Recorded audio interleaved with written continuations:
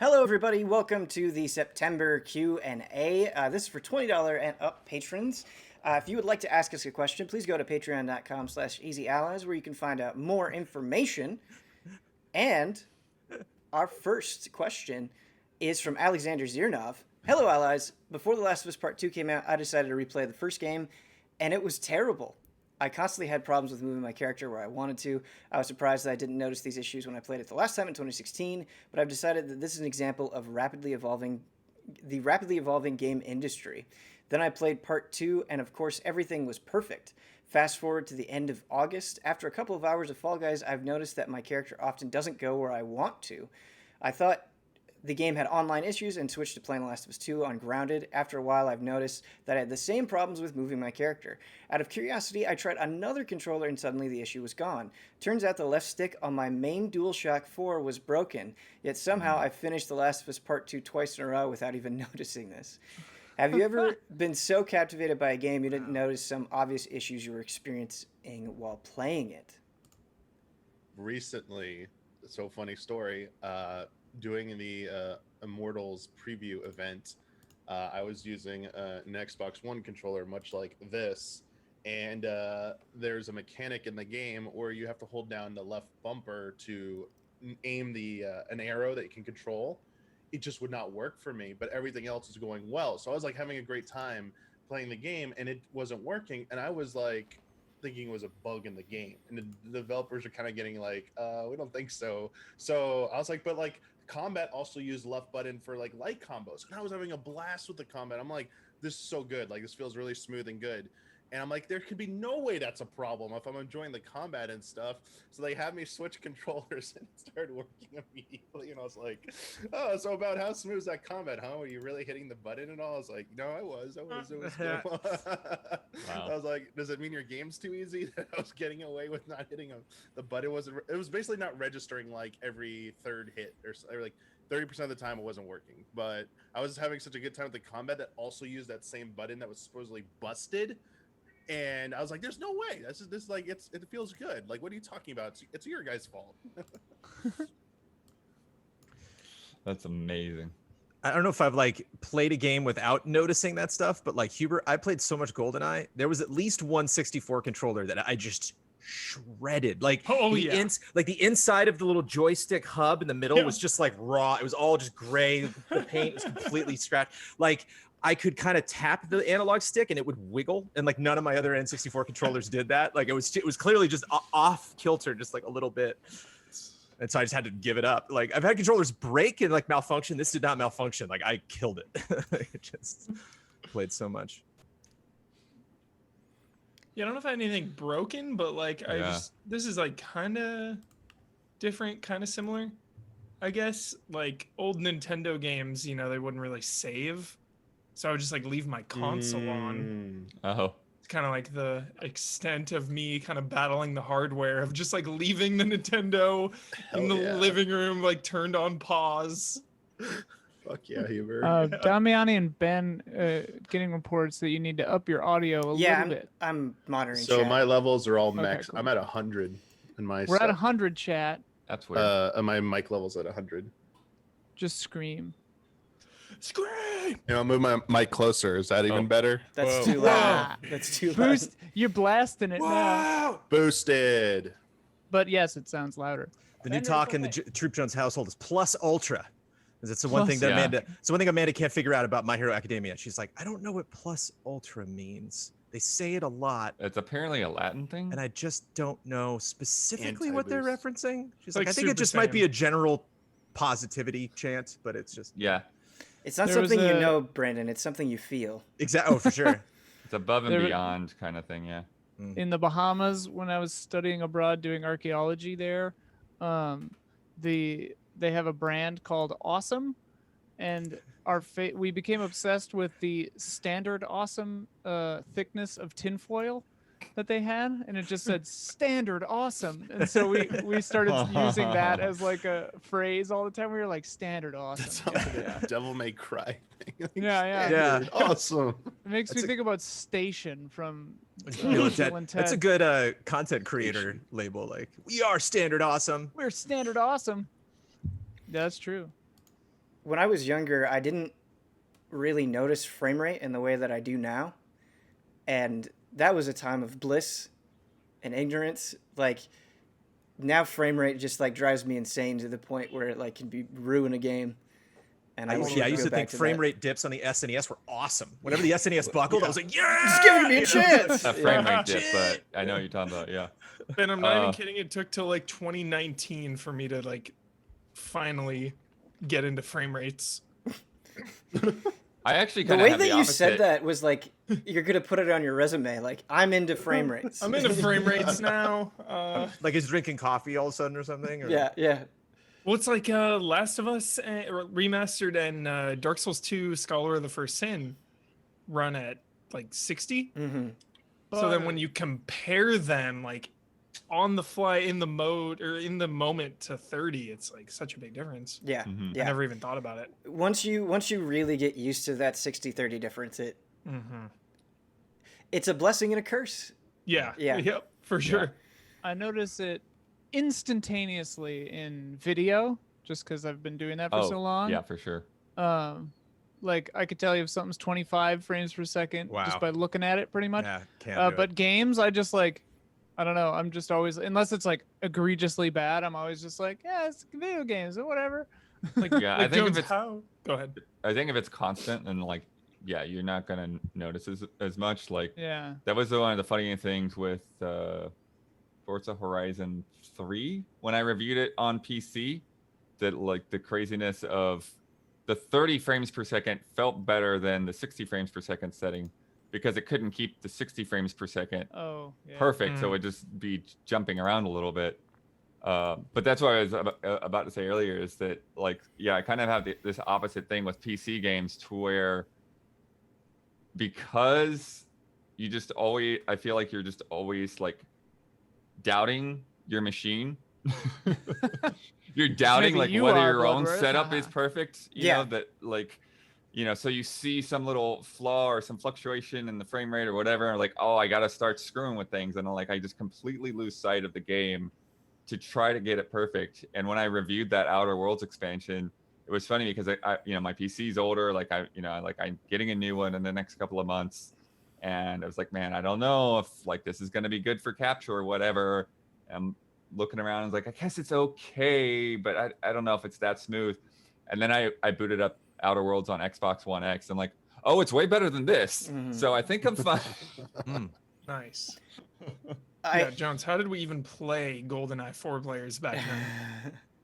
Dude, it's like 7 FPS. It's atrocious. 5. It's atrocious, yeah. It's like the DNA sequencing in Jurassic Park. We filled in the blanks in our minds to complete the code. It's just the temperature. You just got to adjust the temperature.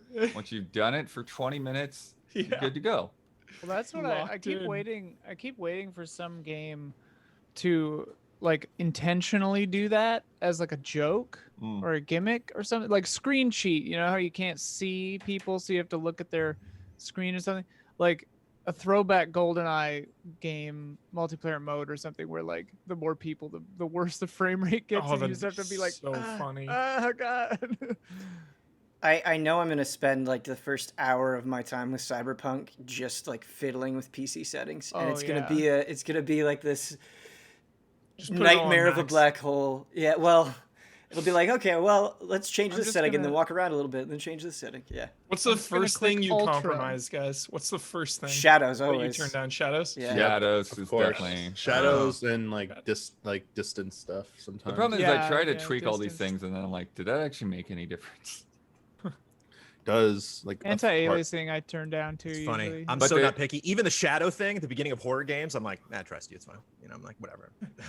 Or it's just like adjust until you can barely see. I'm like, But then the other thing, you know, as we just recently learned, is that like my CPU was off. It wasn't touching the cooler or whatever. So, you know, like a lot of Yeah, my you had old some issues, like problems. that's why nothing ever was making a difference, is because my CPU was running too hot. About to burst into flames at any second.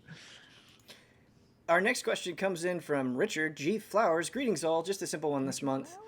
One thing that I hate doing is accidentally progressing a side quest before I found the quest giver to tell me I was looking for something in the first place. If the game does not have quest givers and is purely exploratory, I understand it, but if I know now that there's an NPC in an adjacent village that will react like it's mid-conversation when I first bump into them, it will break my desire to keep playing in the moment. Similarly, I'm irked by open world games that only use checkpoint systems and not manual saves. If you flub a combat encounter or a hostage dies, and you reload the checkpoint after you kill the last enemy in the area, the game reloads you with all the enemies dead, and you can't redo the section because the game saved the second the last enemy went down. Are there any mechanical issues that you've come across that are bugging you in what you've played lately? That's like an easy open world killer, because to me open world's all about immersion. Yeah, so when you talk to someone and they kind of like say something off, it's like, oh, even if you've been like super immersed for like 2 straight hours, you're like, oh. Yeah, you're like, It's you a wouldn't say game. that. I think I'm in a spot right now in Deadly Premonition 2 where Don and I were streaming, and either the main which I would believe this, but either the main quest of the game is just wait until Monday when you can buy this dish at the restaurant, or I straight up do not have the main mission right now or something, because I have no idea what I'm meant to be doing other than just waiting for Monday. And that seems very strange. But it fits. I'm playing Yakuza 5, and you can raise the affection levels of hostesses in hostess clubs. And I'm trying to get this hostess Riku, I'm trying to max out her affection level to S. And as you... What are our lives? Yeah. As you talk to her, she will repeat the same things. She will ask you the same questions. And I'm like, this is not a real relationship. You keep saying the same things, you robot. And it's driving me insane. But I did get it to seems S. like a lot of relationships I've had. Yeah, Ian, where is our affection level at? Am I in a B at least? I think you're at least Yeah, at a B. B minus, B minus. Okay. I feel like I got some quests to turn in. We'll see if that improves. I feel like this entire question we could just talk about Avengers. Oh no, dude. Well, the difference between like things bugging you and them being broken, I feel I like. can't believe the 1,000 fixes that they did, and those VO people, like the Shield lady does it as well, where she talks. But like when I get from the anthill chick to the war table, I'm just like la la la la la, boot up the next level, la la, and she's just like, hey, I can't even tell you how excited that I am that you're doing this. I just want to like, please leave me alone. Seriously, you're the Get best. out of my head. Shout out to Dragon's Dogma though. Like those voice lines, repetitive voice lines, makes the game great. Yeah, some of the pawn ones are bad, but oh, they're amazing. Some I of love the every pawn ones single are one of them. bad. Anyone that watched my Gravity Rush stream saw my reaction, but like it was just like this hilarious thing where like this, you know, they had you do this quest to basically teach you like how stasis worked and like grabbing objects and transporting them around. But it was like somebody told Kat that she smelled bad, and she's like, I need a house and I need to take a shower. So what does she do? She like finds like an open sewer pipe and decides that's where she needs to live to smell better. But it's clean running water. House. Yeah. 10 out of 10 cozy. Yeah, it's like it's a nice city where they actually have good sanitation stuff, so it's clean water coming out of there. And then she sleeps in like an old thrown away bed that was in an alley, and It's supposed to be cute and quaint, Bloodworth. Come on. Gravity Rush. They should make another Gravity Rush. But another answer to the question though, like back in the day, definitely like games like Arcanum and Fallout and stuff like that, those CRPGs and stuff, you could get into some real weird scenarios where you've like beaten the game or something, but you didn't trigger the first thing, so you didn't actually like get credit for it, and then triggering the quest like starts the whole damn thing over. You get pretty gnar. One of the things that popped up for me with Fallout 3, you know, in terms of those like open mechanical systems or whatever that they have in their games, is so NPCs can just walk across the wilderness, and the trouble is the detection range that an enemy can have on your character is so huge that you might not realize there's an enemy there. And so there'd be times where I would just like walk around and I would find somebody's body, and it would be like a named character who had been killed because I had been walking like a mile away from them, and enemies like aggroed onto that character. And I'm like, I hope you didn't have good quests or rewards, or like, I have no idea who this dude was. Yeah, Video games. Spamming the come over here button in Dead Rising 2, I think was the most angry I've ever. Get It's over the here. it's the only moment I've ever literally had a I hate you game button. Like I literally had a button that was like, I hate you video game. Come I hate on. you. I hate you. I hate you. I hate you. I hate you. I hate you. The game's just like, Fucking ha. Last Guardian. Just stand here at the bottom of the staircase and get eaten. I'm just like, come on, come on, come on. Shout out to some of the later elevator scenes though in Avengers in the very late game content that are pretty funny. One of my faves was Iron Man turns to Thor and he's like, did you miss this? And Thor says, elevators? And he's like, no, being an Avenger, not elevators. So at least Elevator? at least they appreciate, understand this is the 500th elevator I've been in. Seriously, You're the best. you're the best. Our next question comes in from James Davey. Hi, allies. Before I start, I want to dial up the rap station again to give a shout out to the metalcore band Hollow Front. They're under the radar, and perhaps the screaming vocals and deep subject matter may not do it for you, but if those things resonate, check them out, especially Loose Threads, Afflicted, and their instrumental-only effort, In Memoriam. I wasn't a fan of the screaming at first, but the lyrics in some of their songs completely justify it. Recommendation on the opposite end of the spectrum, far more upbeat and cheerful, would be the Irish band The Corrs, because their use of string instruments are masterful in my opinion. Runaway is an absolute gem. Also, thanks for recommending Magnetism, Huber. It's so chill. As for this month's question, I love to share my music passions with others, and therefore I want to ask, what music are you lot passionate about? And at the moment, whether from video games or general, including music that makes you cry tears of joy or sorrow. Sesame Street. It's big right now in the house. A lot of Sesame Street classics I missed, man. I left my cookie at the disco from Cookie Monster. It's a good track. It's a good track. I'm just saying. I feel like I could spend the rest of this Q&A talking about music. I love music. I go in like crazy intense cycles with music, so I'll be really into a band for a long time, and then I'll move away from them, and then I'll get back into them. Right now, I'm in a Distillers cycle. The Distillers is one of my favorite bands ever. And I think all three of their albums and their new, like, 2 songs that they put out are all excellent. I actually just ordered a long sleeve Distillers shirt. So if you like, speaking of like aggressive kind of like scratchy vocals, it's great.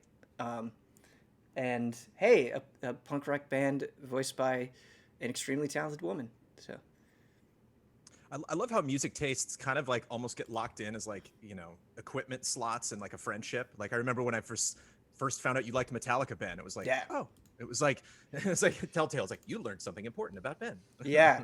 Nice. Yeah, dude. Brandon, we've never really gotten to talk about Metallica, but that would be a fun...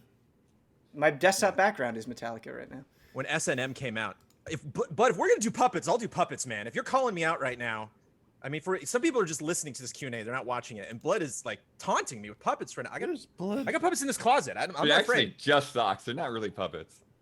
Sock puppets are a thing. But yeah, I mean, Counts. They're puppets, man. I mean, they're not made any differently than socks. You can put them on your feet if you're a crazy Many person. puppets aren't.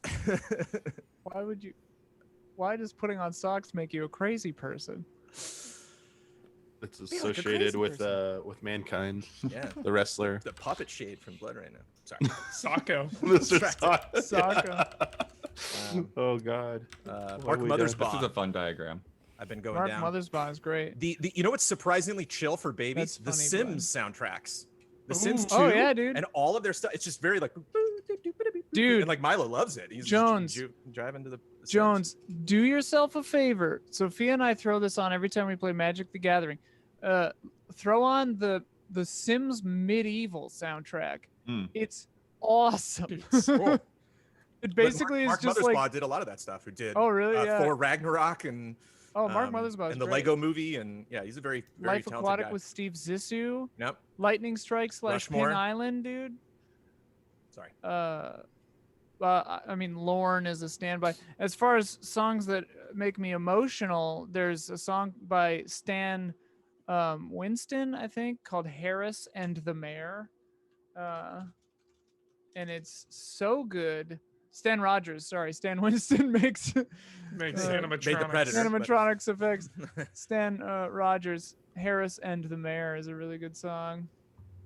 The Hades soundtrack, speaking of game soundtracks, really good. Oh man, the Real vocal good. tracks in Hades are excellent.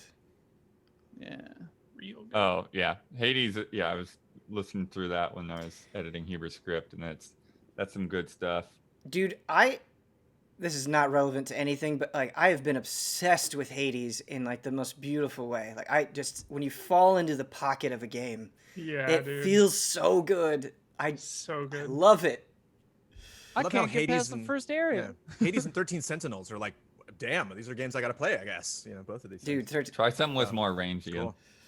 Well, I know I got Ori to as the well. second area one time. I got the You can play the shield first now, Ori. and I think that'll do. Mm. Shield is be very my- good. All right. Our next question comes in from Brandon White. Hello, allies. With Super Mario 3D All-Stars coming out, I was curious to see which of the three are the allies' favorite. For me, it will always be Sunshine because it was the first of the three I played. And I love the control scheme and a tropical theme. Hope everyone is staying safe and as sane as you can be in these crazy times. Keep up the great work. Galaxy. 64! Man, I don't understand how you could say a game like X, the long jump, has the best control scheme. I'll never agree with that.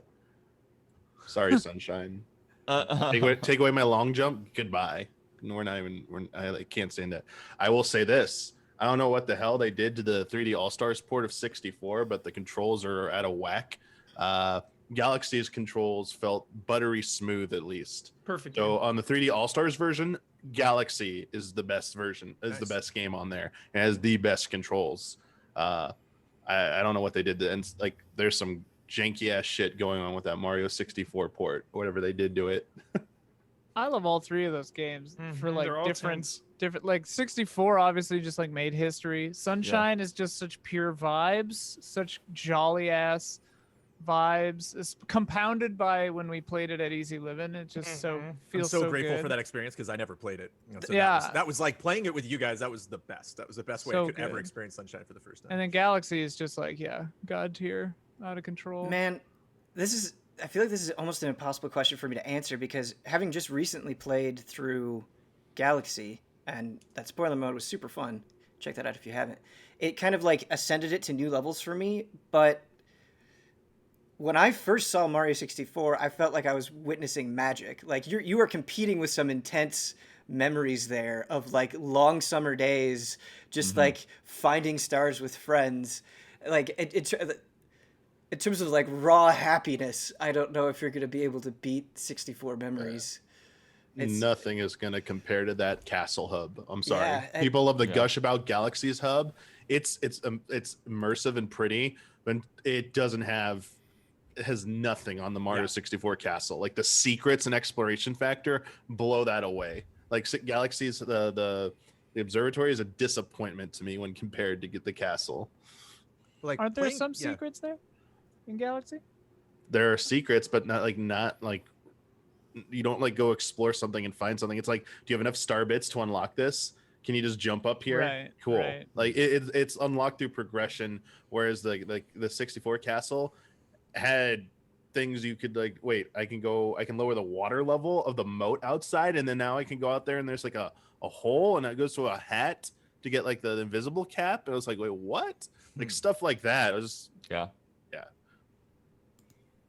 A lot of things in games, you know, having played for like 40 years, like are like cyclical, and that like I'll have with a new game, I'll have an experience that reminds me of an experience that I had with an older thing. But like looking around in Mario 64 is just its own memory that nothing else even comes remotely close to. Just like the whole, and even like Tomb Raider. Like I remember when I played Tomb Raider on PC, and I was like, whoa, like looking around places. There's just something about the 64, something about Ocarina of Time in Mario 64 that was like, holy cow, we made it. We've arrived. It's so hard to get those feelings when you're older. You know? Okay, you're talking about the magic when you're a kid, and like Galaxy gave me that, so that's why that one's like so special to me too. Is because like obviously growing up with Mario and Mario 3 and World and 64 and everything, but like I'll never forget just like sitting cross-legged on my bed just like long afternoons near like Thanksgiving time, just like grabbing those star bits in Galaxy. It just like made me feel like a kid again. Just freaking awesome. Dude, Huber, as soon as you perceive the difference between 60 and 30, the magic is gone. Yep. The moment The innocence magic, that's died. it. The point of no return. The point of no dude. return. You can't fix those eyes ever again. I remember, I've said this before, but I remember walking out of Rogue One and asking my father-in-law, I was like, did any actor in that movie look weird to you? And he was like, no. And I was like, oh, the beauty, the innocence. You know, I was like, I wish. Yeah. Yep. You're like, that guy's not a computer anyway. Like, wow. Our next question comes in from DRD 7 to 14. Simple one. How was your breakfast today? Honey Nut Soylent. Cheerios. It's good. I haven't eaten yet. I haven't eaten either. Frosted Flakes. Yeah, it was right here. I'm good. pretty standard. Just some yogurt and orange. I have a Soylent every morning, and if I don't eat within like 45 minutes of waking up, I'll get like Pissed. a blood sugar crash and nauseous and like I don't feel hunger usually. I just get like, oh, I need nutrients. You should have the toast set up from Pee-wee's Big Adventure, where it's like right when you pull your sheets Yeah. back, like, dun, dun, dun, dun, dun, dun, dun, dun, like. I kind of have the opposite thing, Ian. If I can't eat that much in the morning, like I just don't get that much appetite, and so that's like a lot of times it'll be a smaller thing, unless like if I'm up for a little while, then like, like then I could eat more. But yeah, typically, a lot of mornings it's just like, all right, I'm just gonna try to force this down because my body's not having it. That's lunch for me. I'm like usually around like 1 to 3, I'm like, I know I need to eat, but sometimes I have to like force it. My appetite is like pretty gone lately. Yep. I don't really like food anyway. Our next question comes in from Michael. Hi, allies. What's your impression of Final Fantasy XVI so far? Love and respect.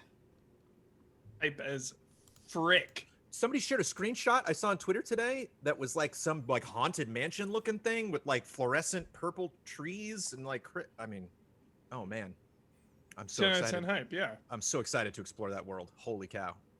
FF16 you were talking about? Mm-hmm. Yeah. So the provisional rating was M for mature. Yeah, that got me hyped. That got me hyped. I mean, we saw that like blood-soaked head explode. kid. Yeah. You just throw blood on a kid's face. Yeah, it feels a little bit more primal in a way, right? Yep. Medieval. Well, just the return to like a fantasy Mm-hmm. is pretty cool. Yeah, but it's not like hyper fantasy like FF9. Yeah. Right. It's more But like still. it's more like Tactics or 12 or something. Because like coming off Nobody's 13, wearing a 3-piece suit though. 13, Wow. 13-2, 13-3, 15. Like those are so techy.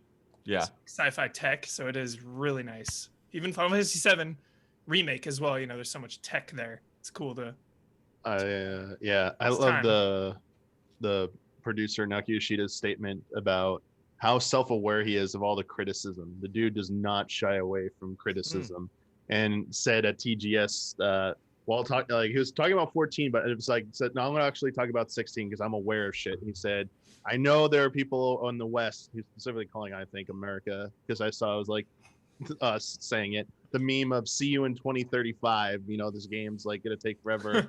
And he basically said like, no, we showed you off what we're like the actual game, like this is what it looks like right now. And he basically threw shade. He goes, we did not want to be like the other Final Fantasy games of late where we show you off this beautiful CG and you get blown away by it, but you don't see the game for years. So it's like we're showing you practical stuff because we're actually the game is far along. And they using like the Luminous engine, or what? Are they using Luminous engine or Unreal 5 or what is it? They're using the 14 engine. And it's like unhinged, like it's maxed out settings basically. So it making a single player game with that. So it's like some hybrid engine. But I mean, I'm not gonna say it's gonna look as good as 7 Remake. I mean, in the end, who knows? 7 Remake to me looked fantastic for the most part.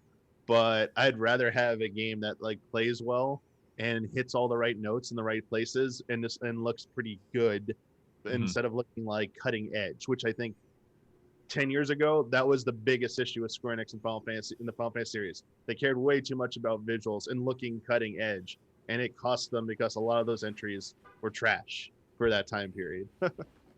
Trash. You think about the first time we saw 13, we saw like a train, some robots, and like Lightning's face, and that's it, you know. And so like we saw so many characters, so much story, dialogue, recorded English dialogue. Like, whoa, we're cooking. This game's been in the works for a while.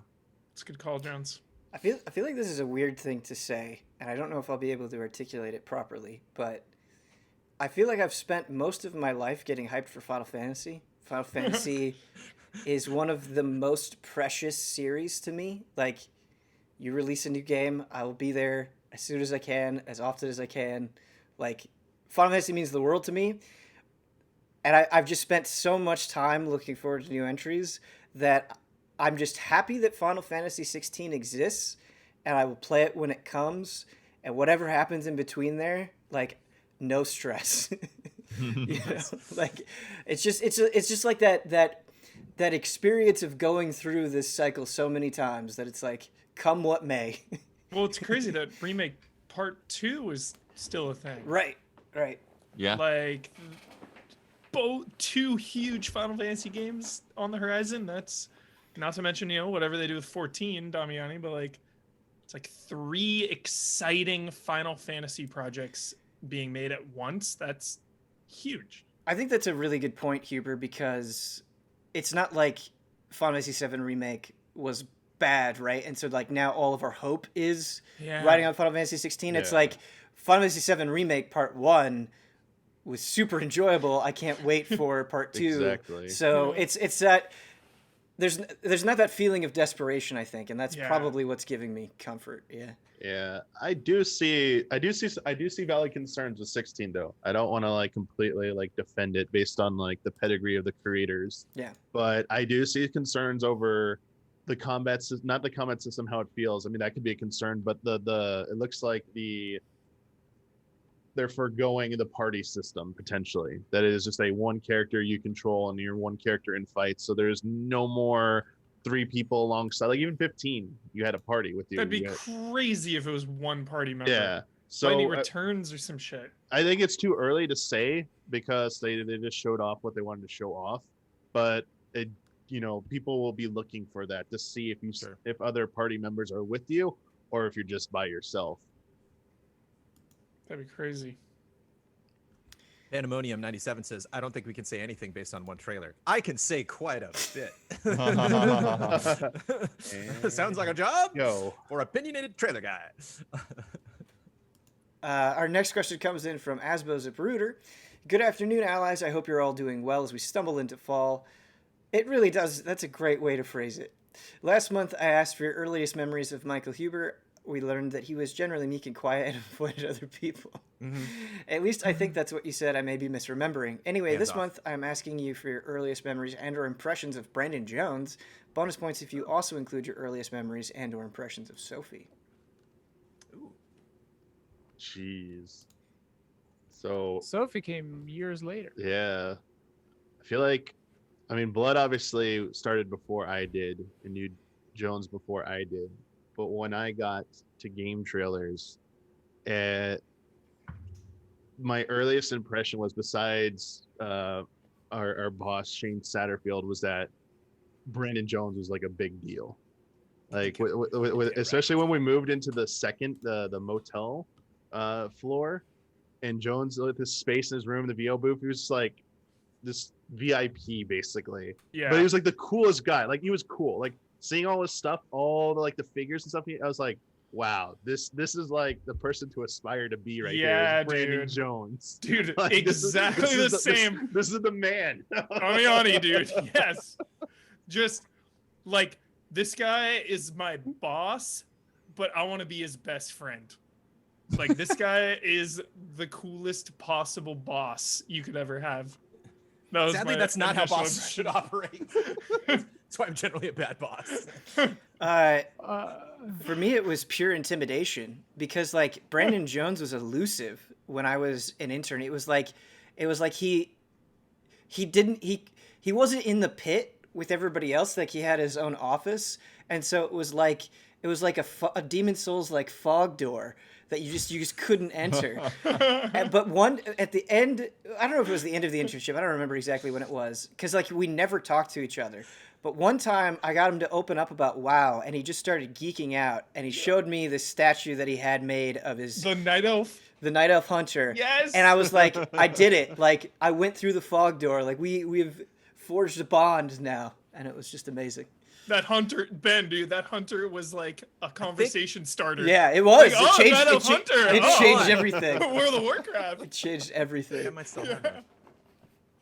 Brandon, I'm trying to remember where you sat in the main building because I have a very like clear I sat picture. in 2 places. I was like Shane's secretary for like the first part of it. I was just right out front of his office, and then Okay. I was like by like the mid kitchen. Yeah,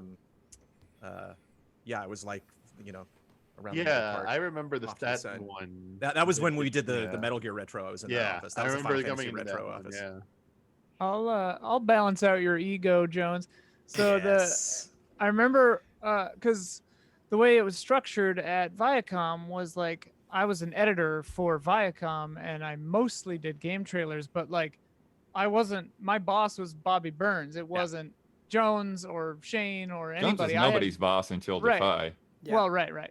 I had no. I didn't report to any of these guys or care about it. They just brought me edits and I did them.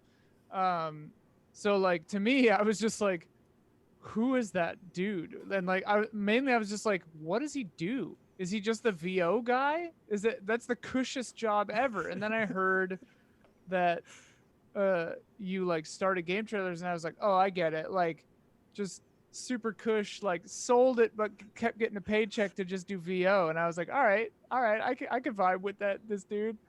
But we like didn't have a reason to talk for like a long time. I feel like I don't even remember what the first. Usually that I would just go into your office and be like, oh hey, I need to pick up on this thing, But yeah, it was at Defy is when we got like way more. Yeah. I think the Hands-on. vibe was that for me, he was above the bosses. He was the boss of bosses. That was always the vibe I got. Like people are giving me orders, go here, capture this, write this, do that. Jones is above it all, just like Or like off to the side, like Yeah, just doesn't I think care Jones is about on his any own of it. satellite Like, for a Hubert- long time. he's just yeah. on his own thing, doing whatever he wants. You're just Like, making and I me was like, think of like the that's architect from the Matrix or something. Because it was like, yeah, in terms of bosses, it's like obviously like I reported directly to Shane, but Jeff Groats like pretty much like came into my face and started telling me what to do like from the start. Is like That's Jeff. yeah, it's like you need to start playing these virtual console games and recording like 5 or 10 minutes of everything that comes out on virtual console every week.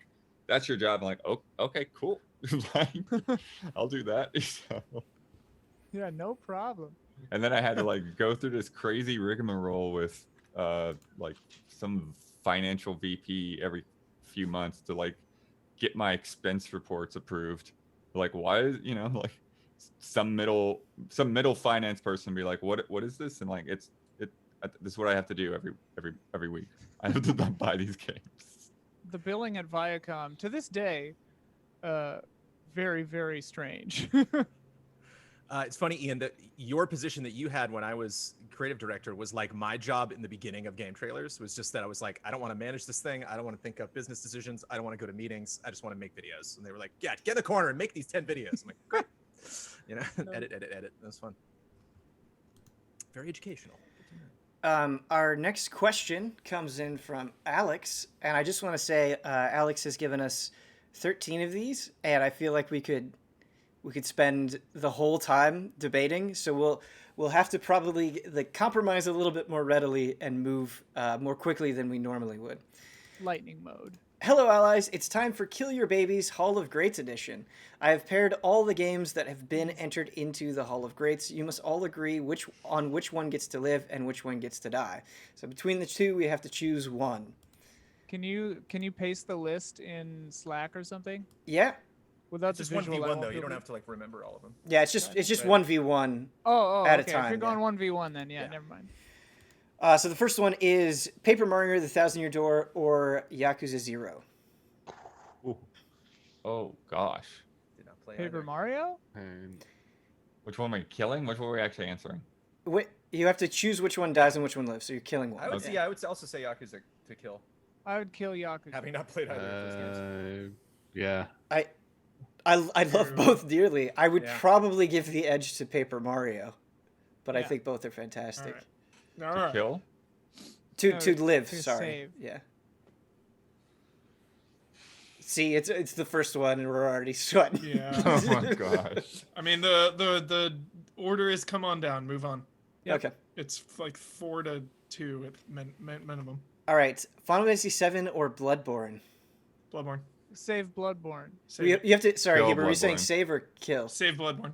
Save Bloodborne. Kill Final Fantasy VII. I would say Final Fantasy VII. We know you would. And Brad's not here either, so He would save. that. Bloodborne, Yeah, actually, I I think. would like to know Maybe. what Brad would pick. Yeah. Yeah, he'd be. I yeah, would, I I don't would. know. I would say Final Fantasy VII. I think. Oh. Whoa. Bloodborne. Blood. What's your? Hmm? We gonna tie? What's your pick, Blood? I picked. Yeah, I said kill Bloodborne. Whoa! Oh, Final Fantasy VII comes I am out shocked. ahead. Incorrect. I'm Incorrect. shook right now. Wait, Jones, Hey, what did you say? I'm I'm shook picking. up. You know what? On paper, I think 7's the better game, but I'm happy to pick Bloodborne and have a tie. I mean, on Tie. paper, Bloodborne I is think the Bloodborne's game a of the better game, generation, but Final for crying Fantasy out loud. VII is just far Final Fantasy more VII could huge suck and it. important. Wow. Bloodborne rules. It's tough to. It's just tough to compare a game that's like Do you this game's remember really when good, you and this killed game Bloodborne before? changed the industry. You know, it's like Right. Bloodborne didn't change the industry; it was just really good. You know, it's just a very, very high quality. Bloodborne game. just achieved perfection by standing on the shoulders of everything that had come before it. Final Fantasy VII still holds Except up. for the blood vials. They're good. They patched They that. fixed Wait, They can get them better. Did we patched come it. to a definitive? It's a tie. It's a tie. It's a tie. We Pretty can't sure. have a tie. That's the whole point of the game. We'll is need to Brad have a next tie. time. Brad will be the deciding. All right. We gotta remember though. We'll come We back won't to it remember. at the end. Metal Gear Solid or Ocarina of Time? Oh. Ocarina of Time. Metal Gear Uh, Solid for me. Yeah, Save save Metal Metal Gear. Gear Solid. I'd save Ocarina. So it's 2-2. Damiani's stuck. I can't believe it. Why do you do this? Ah, They're both ridiculous. Yeah. Yeah, I agree. This sucks. They're Oh, both tense. These These are all pairings ridiculous, yeah. they're brutal. good. They're good. Wow, we really got him. Who is he? Huber? I said save Metal Gear. Ooh, so Metal Gear's ahead right now. Will he make Metal Gear is my time? favorite game of all time. I Straight will. stonewalled. I would choose it over anything else. This is the problem. I mean, with you know having what? only 6 right now. Yeah, okay. I will save Ocarina of Time because while you'll kill OG Metal Gear, it's not in the Hall of Greats. The Twin Snakes still live. So Oh my god. That's the worst. That's the worst time. I, We have I, a- I still we have- have a version of Kill Metal Your Gear. Babies- I'm okay. we have two No, Kill times- Your Baby's rules is it erases it from all existence. We so can't Twin tie Snakes for wouldn't all of happen. these, you guys. We've tied for 2 in a Sure we row. can. Yeah, All right. just shows. They're all great. A Link to the Past or Super Mario 64? I'm- 64. Save Mario Leave me alone. 64. Save Mario. 64. 64. 64, yeah. I like A Link to the Best Lab at 64. This one I'm gonna get outvoted on for sure. Street Fighter 2 or Super Mario Brothers 3? Save Super Mario Brothers. Street Fighter 2. Yeah, I would save Super Mario 3. Oh, sure. Yeah. Yeah. Save Street Fighter. Blood! Is Super Mario World in the Hall of Greats? Bro fist me, Blood. I don't think so. I don't know. I don't think so. Damn it. You would know before anybody, I think, because you would I probably. thought run we it. did. I thought it was obvious. Damiani, you're the tiebreaker again. What do you say? Wait. Oh well, I'm picking. I'm save Street Fighter. Wait, what? Over Mario. Wait, what did 3? Jones say? Mario 3? Joseph Mario 3, we're tied then again. It's Mario 3. It's Mario 3 then. No, because I'm Street Fighter, Blood Street Fighter, Damiani Street Oh, Fighter. yeah, then it it's is a a tie. tie. You guys, we suck at this. This is terrible. All My right, votes all count for 2. How about that? Okay. That seems fair. Doom or Super Metroid? Save For Doom. Metroid. Super I'm Metroid. saving Super Metroid. Sure. They're both. They're both. Save Doom. Yeah, they're both 10s. Dude, but I high have, score. I have to go 10. I high- have to go Doom. Again, they're both genre-defining games. I know, that's Everything really that came hard. after. I have to go Super Doom. Dude, the high score documentary taught me that like Doom was so important for PvP online multiplayer. I didn't even It was know important for that. everything. Online Dude. multiplayer Yeah. mods, first-person shooting. Yeah, dude. Yeah, 3D graphics, it yeah. revolutionized everything. Dude, And the thing is like save you Doom. can Are play Doom you- right now and have an amazing time. Yep. I just want to get this on record. So you're arguing about the legacy of it being very important here. Doom is a 10 out of 10 today. Just want, 10 out of 10 today. someone clip this Yeah. for me. Damiani, this Every is time Huber brings Doom up is the such a argument 10 out about of 10 Legacy. today. Damiani, legacy factors into kill your babies more than it Nope. factors into I home. want Okay. this. I want this clip. Today. Jones, I've what did you never vote? doubted Doom What did you ever in my vote? life. I'd go Doom. Sure. It plays Then so well we're too. tied. Another tie? God. Yes. All right, I'll flip the Doom. Whatever. Okay, yeah. Doom wins. Super Doom Metroid is like wins. one of my favorite games, but I'll flip Due the to a Doom. I think I flip started at Super Metroid. decision. But yeah, happy. Doom wins. Doom wins. Metroid Prime or Resident Evil 4? Resident Evil 4. Save Resident Evil 4. Resident Evil 4. Favorite. Cool. RE4. Yeah. Sure. RE4. All right, that wins. Portal or The Last of Us? Last of Us. Last of Save Us. it. Portal. Portal. Yeah, with you, blood. Yeah, I would say Portal. Portal, but I think I know everyone would probably vote for us. Wait, no, I think that's Don't go 4. I think sheep. Portal won. Say Portal. Portal was 4, so it's Jones, Blood, Ian, Damiani, and then Hubert and I were Last of Us, so Portal wins. Yeah. Yes. Final Fantasy VI or Symphony of the Night? 6. Oh, come on. Oh, 6. I'm saving Symphony of the Symphony of the Night. Night. Symphony of the Night. Symphony of the Night. We killed Super Metroid. We need Symphony of the Night. Oh my God. Symphony of the Night. Better map, better score, better cast, better story. Better score? Yes. How dare you? Yes, Huber. I Dude, mean, Symphony of the Night. that is actually arguable. He's right about that. Dude, Yeah. Symphony Yes. of the Night score. No, Final the Fantasy VI score in terms of scoring is Yeah. way The main above. Like, issue with the score Symphony is of the Night you has have to great music, but it's They're all in terms characters. of score, it's so you way took better a on Final character and Fantasy wrote a We're theme not from the arguing for the character. music. And Symphony of the Night, they just wrote I mean, the music and it's is great, hugely you know? important for both of them. Yeah. You convinced me. You convinced me. So Symphony of the Night, leitmotif though. that like very few games had at that point. Dancing Man. They're all greats. So which one did we go with? I don't know. I'm saying I didn't- Symphony of the Night. I didn't Symphony of the vote. Night. 6. Wait, what's the votes right now? So, Huber 6, and I, Symphony of the Night. and then what Damiani else? and I are undecided. For what? I know. I Blood did Symphony of said the Night. 6 and Oh. Jones I said said save Symphony of the Night. Ah, that's 3 for Symphony. Yeah. Yet again. Tie What it will up. it be, Ben? Tie it up. Tie it up. Symphony of the Night. Follow your heart. We saved FF7. I don't know, man. On these. I love how just totally stuck. I would with it. easily pick 6 over 7. That's when you know we care. You know what I mean? Oh, yeah, Like, 6 is you better than can't. 7. You can't just give a quick answer. It doesn't matter. I don't know. I feel like whatever I pick, I'm gonna hate myself. What if we break the Bloodborne 7 tie? You guys get 6 and we keep Bloodborne. Ah, what if that? Maybe I'm for sale. They're all winners. Maybe They're all I'll in the Hall of betray Fame. one of my Can favorite you, games. All right, Kill a I'm baby? willing to. I'm willing to. I just like the idea of that trade. So we're saving Bloodborne? We'll save Gotta save Bloodborne, Bloodborne. and then we okay. All right, I'll okay. make that deal. All right. I vote Let's for save it. 6. Okay. Oh my god. Symphony of the Night and Bloodborne, by the way, both my favorite games of all time. Yeah. Tetris or Tropical Freeze? Tetris, come on now. You gotta do Tetris. Tetris. Save it. Fine now. Tetris. I'm saving Tropical Freeze, man. Huber. Pure good vibes. Huber, I appreciate the pity vote there for Yeah. sure. Counter Strike or World of Warcraft? Shit. Counter-Strike? I would say WoW. I didn't play a lot of Counter Strike, but Counter Strike's awesome. Dude, I don't know. I brought haven't played it Counter-Strike. either, so. And World of I- Warcraft has done a lot of really dumb things, whereas Counter Strike's pretty. That's a I wouldn't good say point. perfect, but it's like pretty Ups and solid. downs. You know. It's pretty tough. There's just so much more going on in Warcraft. Yeah. A lot more content in that one. Yeah, Both big have though. destroyed many lives, I'm sure. Is there a grind in Counter Strike? You just grab what you No. grab and then you play, right? There's no Yep. Grab and levels play. or Love it. upgrades or- yeah. Jump in. So it's kind of like Tetris in that way, you know. It's a perfect package. That's why I picked Portal, because it's like, well, I have issues with Last of Us. I have no issues with Portal. None. I'll There's probably pick nothing WoW. Portal did wrong. It's a perfect game. I'll pick WoW because CS has Go. That always like kind of didn't really taint the legacy for me, but it diminishes it in a way because to me Go is a sequel. Whereas you have like 1.6 original, and then you have Go. It's like 2 to me completely different games. Well, you got stuff in between there as well. You've got yeah. Condition Zero. But remember, and Yeah. Source Kill Your and- Babies erases it from existence. So Whereas- assuming whereas- sequels would still happen is not probable. Yeah.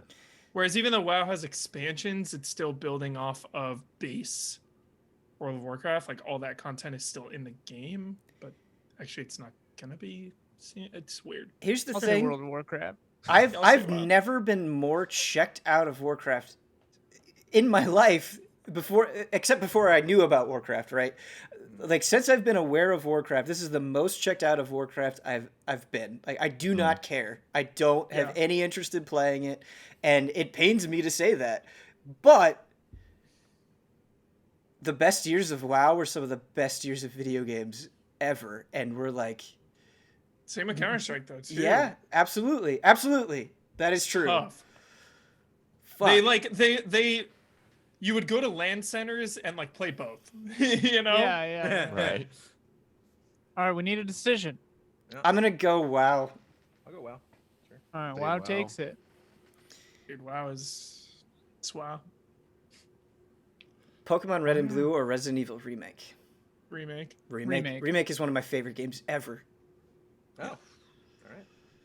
Smell you later, Pokemon. I do Pokemon. Smell you I later. definitely do Pokemon. I'd say Pokemon. I would say Pokemon. Pokemon?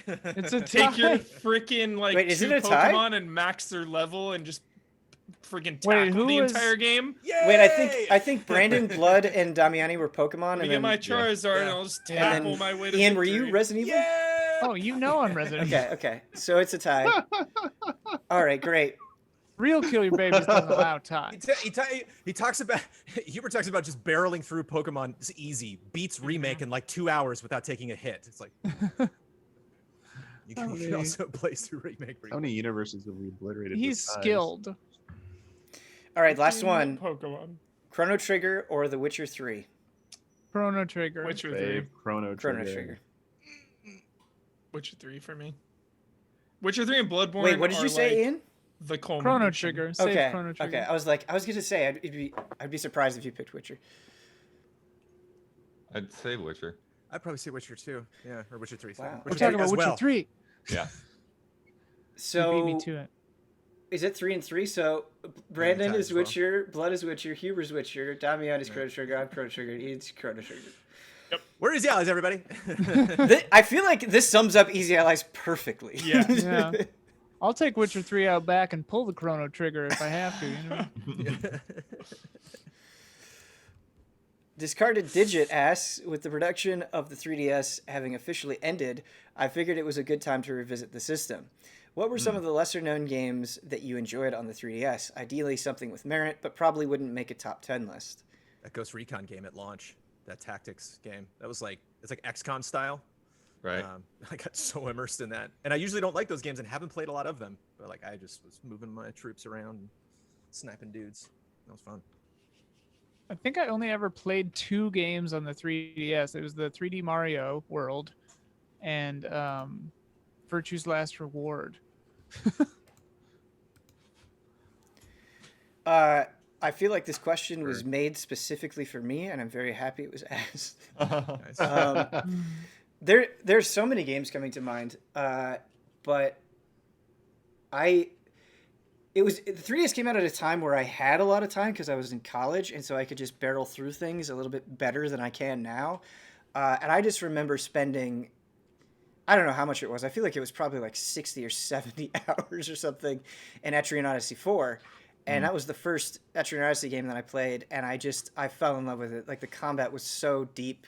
It was demanding in the perfect way. I had a blast, like literally mapping out all the labyrinths, and I just, it's wonderful. And not an experience I think you could afford yourself probably too often, but at the time I played it, I loved it.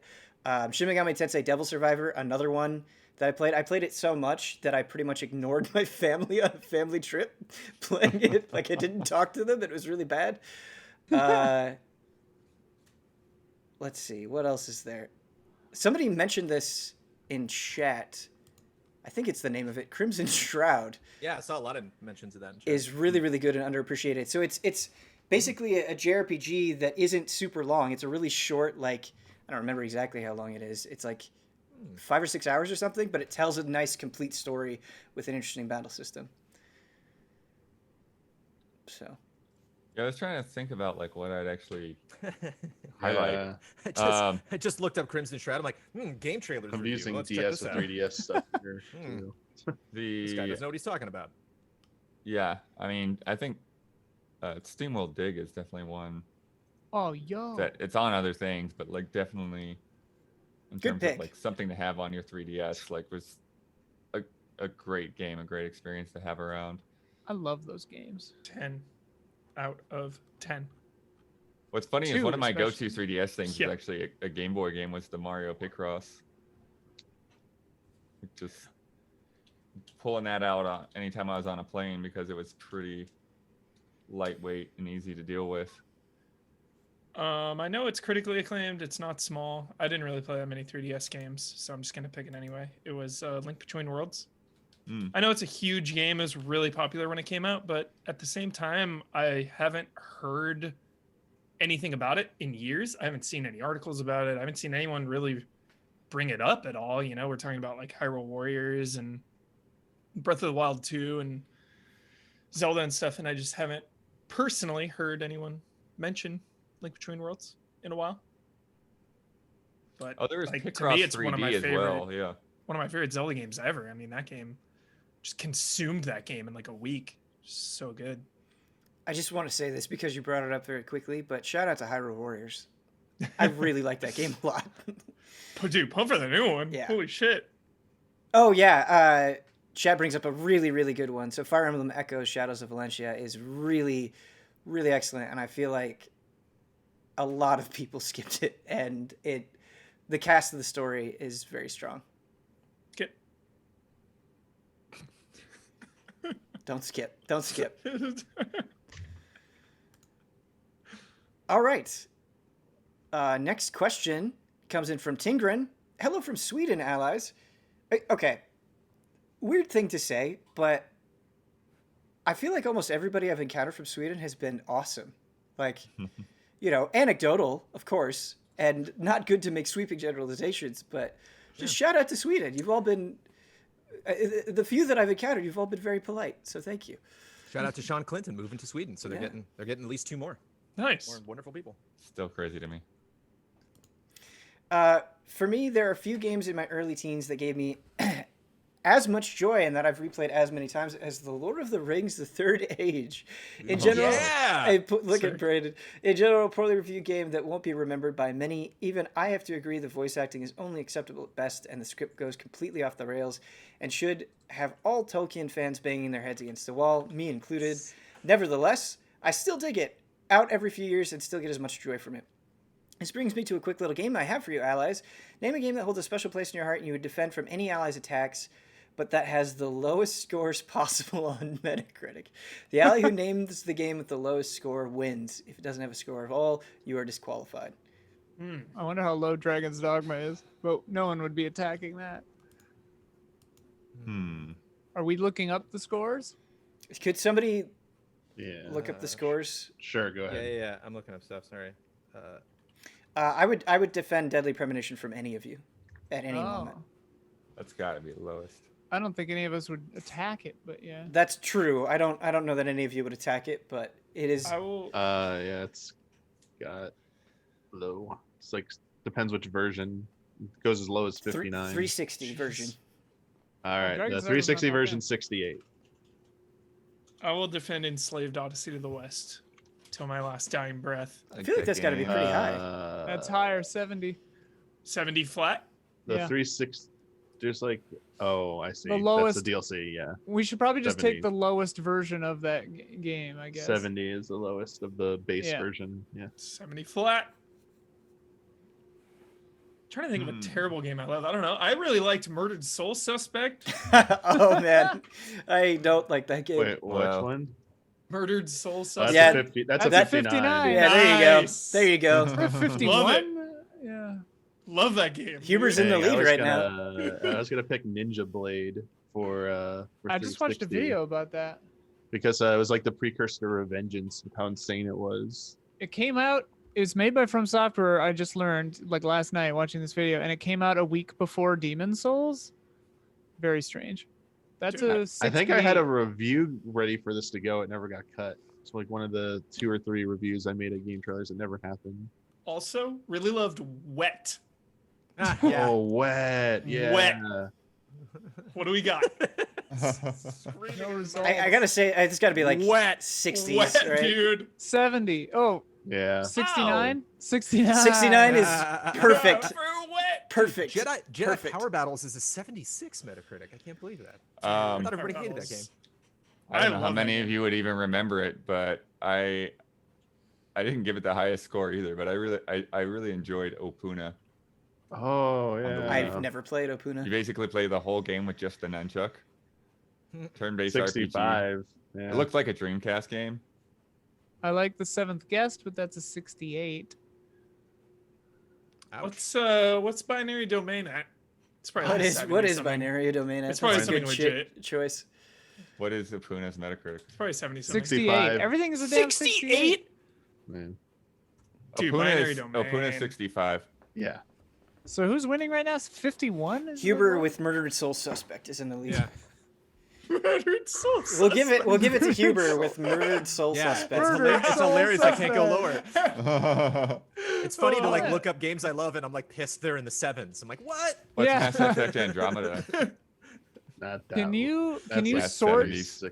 Yeah, can you 70. sort by lowest to highest on Metacritic? And it'd be funny to go up the list and see where the first like good game is. Yeah. Right. Dungeon How low? Defenders is an 8. Like whatever. Okay, fine. I'm done. Disney Infinity's in the 7s. Oh, come on. Review scores are Yeah, wrong. you can- Outdated. Pointless. Our next question comes in from Ulf himself. Hello, allies. Street Kid, Corpo, or Nomad, and why? Corpo. Corpo or Street Kid? Brandon, the glee with which you said Corpo Yeah. like made my skin crawl. I'm going Street Kid for my first run on my little PlayStation that could, and then when I get my full-on RTX enabled 30 whatever, Corpo. Corpo's a second playthrough when you're riding Corpo's high. a must be nice playthrough after you Corpo's have the must be nice.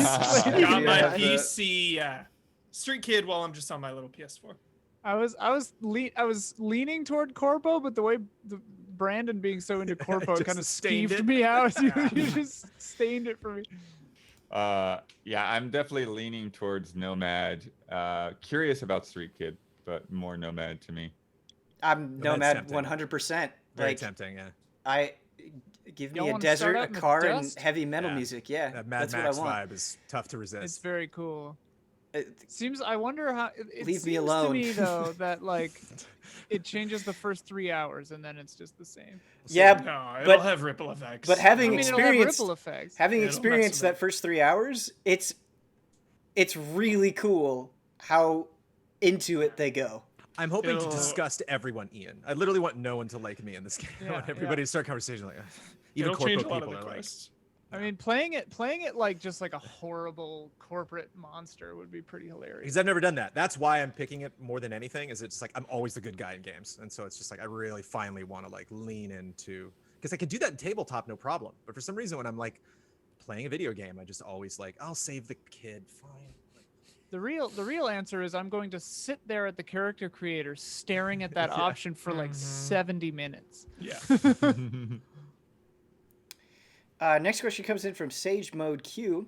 Hello, allies. Back in March, I asked Huber on Twitter which Yakuza game to start with, as I had just bought the entire collection and was looking to play through them for the very first time. He suggested Yakuza 0 because it set the tone. Well, I took his advice. Fast forward 6 months to last week, and I've just seen the credits roll on Yakuza 6, The Song of Life. Wow, Wow. what a journey it has been. I've fallen in love with the Yakuza Wow. world and its story. It blows my mind that Kazuma Kiryu's name isn't brought up more in discussions for the greatest video game protagonist of all time. Don't even get me started on Majima. I want to thank Huber and Ben for years of hyping up Yakuza and getting me into the series that I can now say is one of my favorites. My question is, has there ever been a game that somebody suggested you play or heard them talk about all the time and decided to play that game and it turned into one of your favorite games ever? Bloodborne. Ooh, good pick. Yeah, we got Jones on And it wasn't Bloodborne. just Bloodborne and Souls, just that whole thing. Majora's Mask. Ah, yeah. Pokemon. Pokemon. That's a good one. When I worked at a video game store in Iowa, my boss recommended me Yakuza, and I'd never heard of it at that point. And he just kept hyping it up to me, and he got me to play Yakuza 3, and that was my first Yakuza, and I owe him a lot for Shout that. out to your boss. Yeah, his name is Joe. I actually, dude, it was crazy. It was like last year or the year before, I don't remember. I was going to the Sega booth at E3, and I ran into him. He was still working at the video game store, and they sent him to E3, and he was there in the shirt, and it was just so cool. Running into it was like it blew my mind. It was crazy. Awesome. That's very special. Yeah, watching Omar play Breath of the Wild convinced me to play Breath of the Wild and to buy a Switch. And it's like my favorite console now. Because you were not very into Nintendo before that, so. Yeah, not really. I mean, I wasn't like against it, but I was, just never really had one besides the Wii. Then why did you have like that "fuck you" Nintendo sign up in your office? Yeah, it's a tattoo. Oh, I had a tattoo. But I added a comma, so now it's just like "fuck you, Nintendo." Final Fantasy VII for me. How many years? Like 4 or 5 years after it came out. I hadn't touched it. And I was in college and just started college, and everyone in my dorm was like, "You haven't played Final Fantasy VII? What the hell?" And they were just like, they got me a PlayStation. They're like, gave me a PlayStation and sat me down with the game, and they're like, "You're playing this, go." And I was just like, "Yeah, this is holy shit, this is epic." I missed out. Yeah, Halo was the same thing for me, Ian. Jeff Groats called me and he was like, "You're buying an Xbox, you're buying Halo, you're doing this today." And I was like, "Oh, I'll get my keys. Sorry." And it's like, whatever. I had a similar thing with Guitar Hero 2, I think. I was pretty drunk. We were at a party, and I biked drunk to Best Buy to buy another guitar so we could play together, because they were all just like, "Get another one. We gotta play," because it had 2-player. Blood, I remember, man, first time I ever played Halo Combat Evolved, booted up the game, popped in with my friend. I was like, okay, this is cool. Walked around, and they were like, "Move to the sensors." And I was like, oh, can I flip that? He was like, "What?" I'm like, "The up down, can I flip?" Because I play like flight sims and stuff. It just seems weird. Can I like flip it? Like the first time I ever control the camera with the stick, I was like, "I gotta invert this." And he was like, "They're telling you how to play it, Jones. What are you talking about?" And I was like, "It's gotta be in the options." Oh, there it is. Boop, right, inverted. Beside himself watching me play, like, what? I'm never more upset with Brandon than when he hands me a controller and he's inverted the controls and I have to go. That's what I like to do. I just like to put a funk on things. You're like, Yeah, you and your Corpo. Wait, yeah, your Corpo inversion, man. Sick of it, man. Yeah, I mean, it's funny because like I just feel like this is sort of like the life, like since starting to work at Game Trailers, is like how many things could there possibly be that this applies to? Yeah, because I'm like, just about every game I've ever played is because I've heard of it because of you guys. Dark Souls and Witcher and Deus Ex and Persona 5.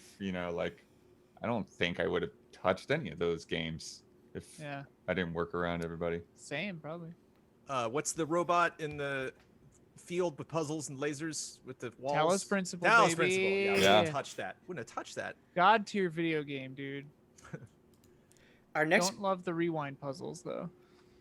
Our next question comes in from Ebo Show. What is Batman's dog name? Probably just dog. No. You got us.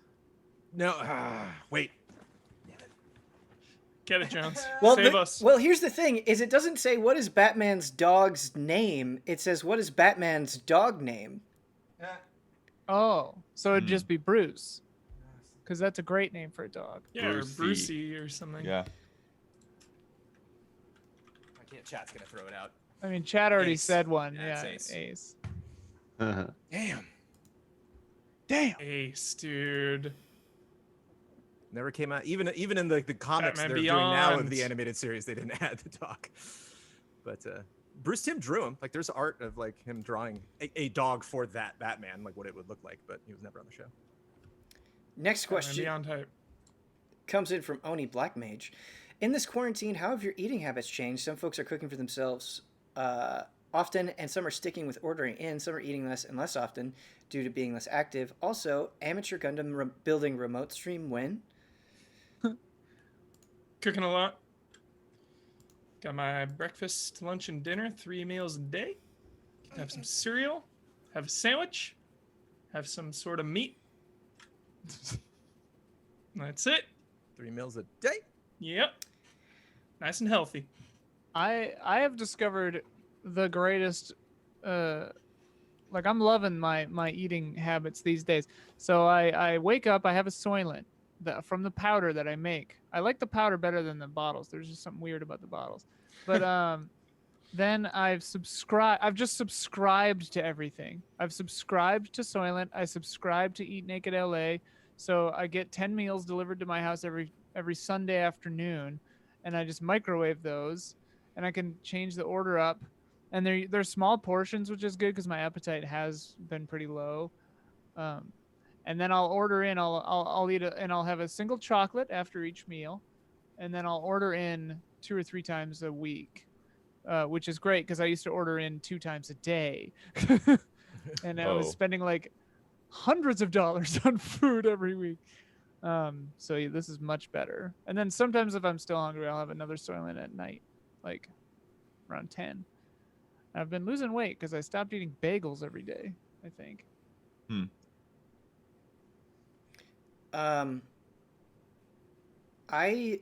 We still cook. We're cooking less. We've been ordering in a lot more. We have a bad habit of we've been ordering in a lot. And once you get spoiled by having food delivered to your door, it's a hard habit to break. So I've been doing that more than I should be.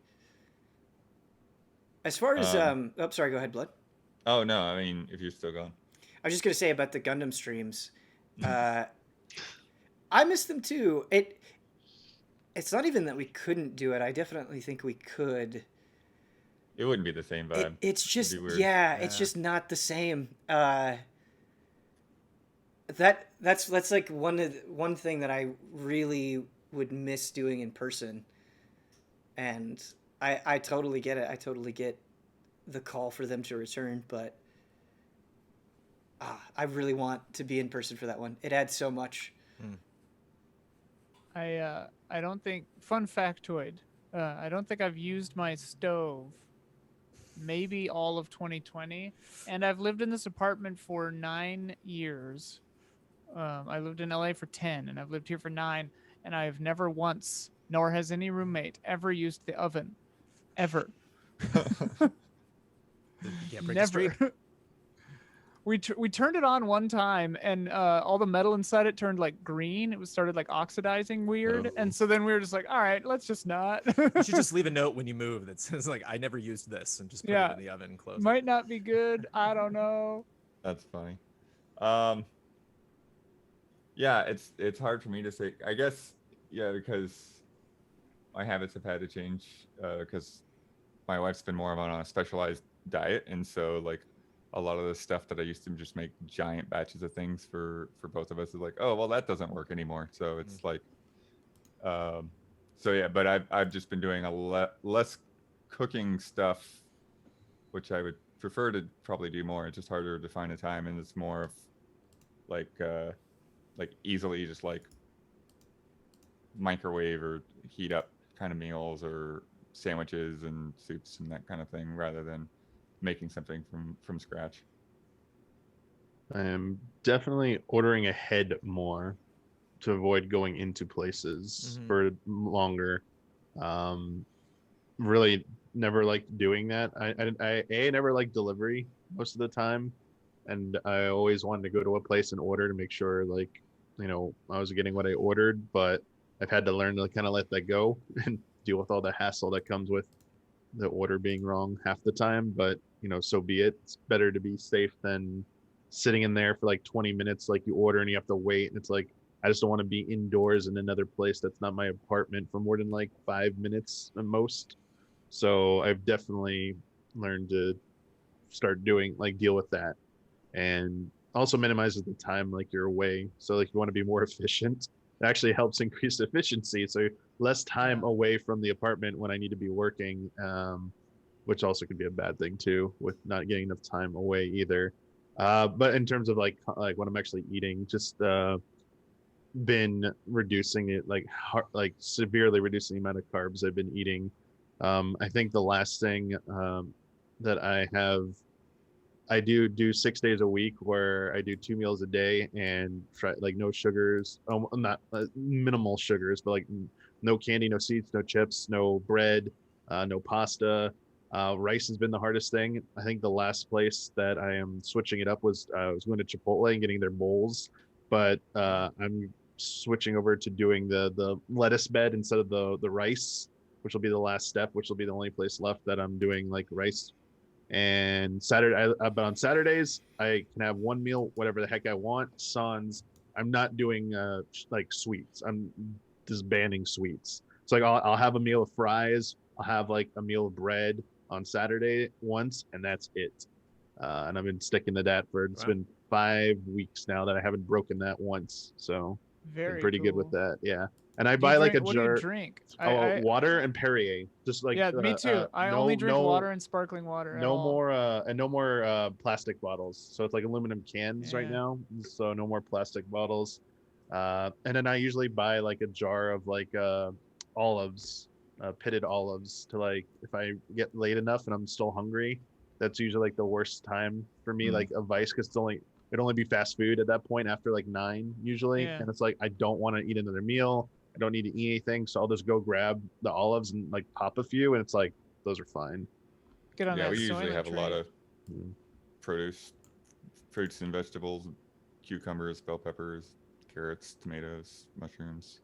I keep like, besides the eat naked stuff, I have zero food in my house. It's just Soylent and the eat naked meals. That's literally it. That's Also, Damiani, it's hype that you have discovered the joys of ordering ahead. I mean, as you know, I live my life by a ruthless code of efficiency. My favorite thing to do driving home from somewhere is you call the place right as you leave, make your order as you're driving, so you're not wasting any time. Pull in, pick it up, leave. It only adds like 45 seconds of wasted time. I need help. Yeah, maybe dial that back a little bit. Yeah, your thing with food in the place though, like my policy has always been like I don't have anything else besides what I'm going to eat right away, because I don't have the discipline and not like munch on stuff that's already there. But my roommate friend, actually it was Maximilian dude, gave him a giant fucking box of these popped corn chips, and then it's like a giant box that's like out in our kitchen. There's like 38 bags or whatever. Oh, It's no. like tons of carbs. And I was like, every day I walk by and I'm like, nope. It doesn't exist. It's not there. See, for me, I it's do kind use of hands-free, yes. yeah. For me, it's kind of the opposite kind of thing. Is like the more I do better about going to get groceries and keeping things stocked, the more it keeps me from like wasting a bunch of money like ordering something out. You got to get a meal plan like me, because it costs about the same as groceries, and you don't have to do anything or go anywhere. Yeah, marvelous. I do limits though on like spending. Like there's a cap each day. I leave Saturday is the uncapped day because I can have the cheat meal. But like during the week, it's like, yeah, I know the places now, and I know where like it's like $10 is like the limit per meal, pretty much. Like if I go over that, it's like you got to get something. You got to like sacrifice something on the next one. It's like $20 a day, but is the max you can do. Like you can't be spending more than like $100-ish a week. It's like ridiculous. Like I understand, yeah, Ian. I know what it could be like if you go overboard. It's like, what the hell did I just spend in a week on food? That's not good. We gotta stop that. As we are live, my cat is actually asleep on my lap.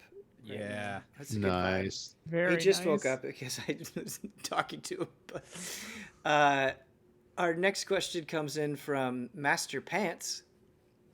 Emergency. From what I hear on one of the EZA streams, Damiani is going to cancel his Xbox Series X pre-order. Say it isn't so. He was so close to becoming an X-Bro.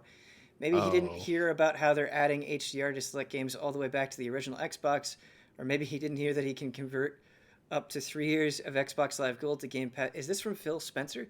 Xbox Live Gold to Game Pass Maybe Ultimate Master for $1. Pence didn't hear that you've got a 3090. Yeah, I was about to say. Wait, hold on. Let's finish the question. Can any of you convince Damiani to keep his Xbox Series X pre-order by telling him about the niceties of playing games on a console already pre-dialed in for a 4K HDR TV, and that, especially with Game Pass Ultimate, it can be a unique companion experience, even for those who use PC as their main platform? No, I don't want to convince him because I can't convince him of that. I want that Xbox. Whoa. He's giving me the pre-order. Yes. Well, That's the thing. Damiani trickles his pre-orders to the rest of us because he gets them faster than let me we clarify that. I have 2 Xbox Ones on pre-order right now. One through Amazon, which is going to You mean Huber. Xbox Series X's? Series X. Yeah, thank you. I did the same thing as everyone else. One through GameStop that was bought with my trading credit over like 7 years, so I didn't pay a cent for it, like out of my pocket. It was just like the trading credit I had. But I am probably going to cancel that one, like because I want my credit back. I probably won't keep that one unless someone wants to give me the money for it, sure. But I want to see if I can maybe switch my PS5 pre-order to a GameStop one and use all my credit for that. So if I can do that, I will keep a PS5 pre-order and keep a PS5 at launch or whenever it comes out. I can get it. But as of now, I have 1 PS5 pre-order through Amazon and an Xbox Series X through Amazon and 1 through GameStop. I don't plan to keep any of those except for 1 Xbox Series X for Huber, because I did just buy a 3090, so I don't want it. It's like, I'm on next gen right now. Bye. He was gonna get a 3080, but then suddenly just changed his mind. Yeah, I ran some benchmarks before we did this Zoom call, and I'm like, bye-bye, console. See you later. Yeah. You were also saying right before we started that the 3090 is not a good value proposition because the jump in price is not commensurate with the jump in quality. Yeah, it is. You are paying a premium on that, but he's already got it. His 3090 is in his if computer it right fits now. in your computer too, right? Yeah, that was the challenge. I will say that. So I showed my roommate. I took the thing and put it next to a PS3. Fatty PS3 and put it next to it. It's like, what? It's not as big as a fatty PS3, but it's big. It was like holding its own in size against it. I was like, this thing is, what the hell? This is big. It's bigger than Xbox Series X. I'm pretty sure it is. Longer. It's longer for sure. Yeah. It is insane. My only argument, since you already have the thing anyways on pre-order, it's just that it gets really annoying when we're like trying to coordinate some multiplayer thing. It's like, oh, Damiani can't play on Xbox, so I guess we'll try to figure something else out. So I would just prefer everybody to have everything. A lot of them are going to be cross-play, so who knows? Yeah, I mean, first party will, but if somehow we get a batch of codes and they're for Xbox. Should have sent better codes. But you see people in chat making the marks. Like the next one will be better. But here's the thing: if you aren't gonna I've seen things that people are like, oh, you bought a 20 Ti, that's good for 5 years, sure. But I feel like if you're not gonna upgrade at least every like other one at the bare minimum, you probably should stick to console gaming. If you want to do PC gaming, you do need to kind of keep up on your GPUs, like probably every other refresh, which is about every 4 years, the minimum. I mean, and if you want to I feel like if you want to play games that like settings that are just way better than anything you can get on console by a lot, like a significant gap, probably every 2 years you should be upgrade. You don't need to upgrade the rest. Like, I'm not going to touch my CPU, my RAM, like nothing else about my computer is probably going to change for years. Just that GPU is the thing I feel like I want to do. 3090 is overkill. Like a 3080 is probably what everyone should go with, obviously. But I am doing a lot of exporting and rendering and stuff, so like it is going to help with that, especially as we move into next gen and we might be working with 4K video. I want to be able to like not spend like my computer die and like not have my PC locked up for hours while trying to render that shit. That's my thing. Is like, I've got to have a great CPU, shitload of RAM, and a good graphics card for video and graphics stuff. Slaying video games is a wonderful bonus to that. But yeah, and faster exports means the world to me. Oh yeah. And the last thing, like my 20 Ti, I'm probably going to sell that. They're like going for $900 used right now. Their value is just like really high. So I'm going to cover half the cost after tax for this thing on here. So it's like I mean, I think it's fine.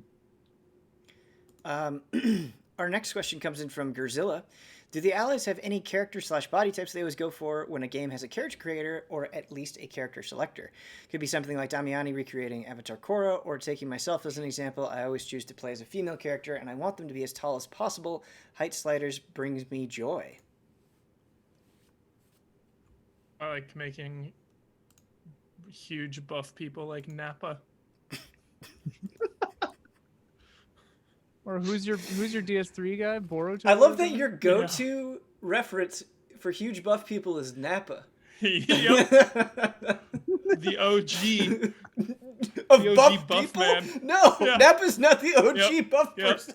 He is the first. He is the standard at which buff people strive to be. Dude, we that's a new show. We're gonna go to like a weightlifting competition and we're gonna ask every single person there, Nappa. are you here because of Nappa? They all say yes.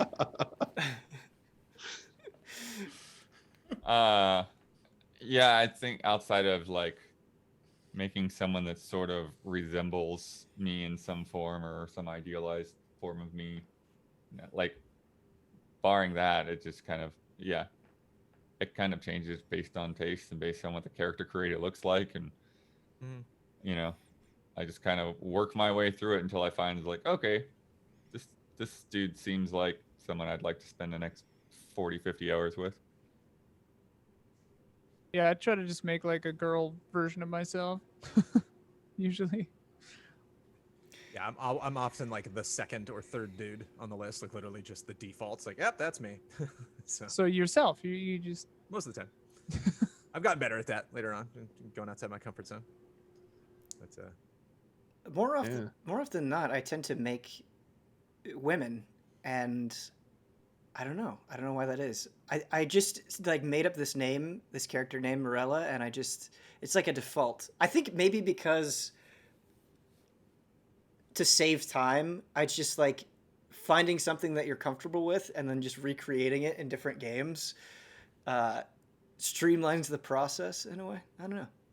I love character creators. I spent So a long fun. time in them. I'm kind of wished that Cyberpunk would put out the character creator early, like Oh, sure. Dude, awesome. that would be awesome. Actually, I agree with that's that. a very good call. Yeah. I like benchmarks that let you do character creators too, and then you can Yeah, like import that.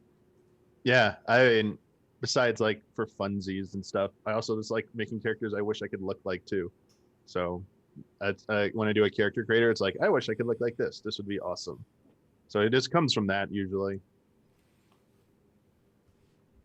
All right. I got that Black Desert game, Oh, yeah. and just for the character creator, I never played it at all. You know what's awesome about Black Desert, Good and call. I wish more games let you do this. Like, I cannot overstate how cool this is. So not only can you go into ridiculous detail in Black Desert, but you can see what the community has created, and if you like something that they made, you can just use their creation.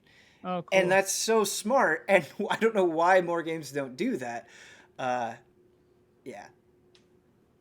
Shout out. Next question comes in from Tim. Hey everyone, hope you are well. What's your favorite piece of armor from a video game? Ooh.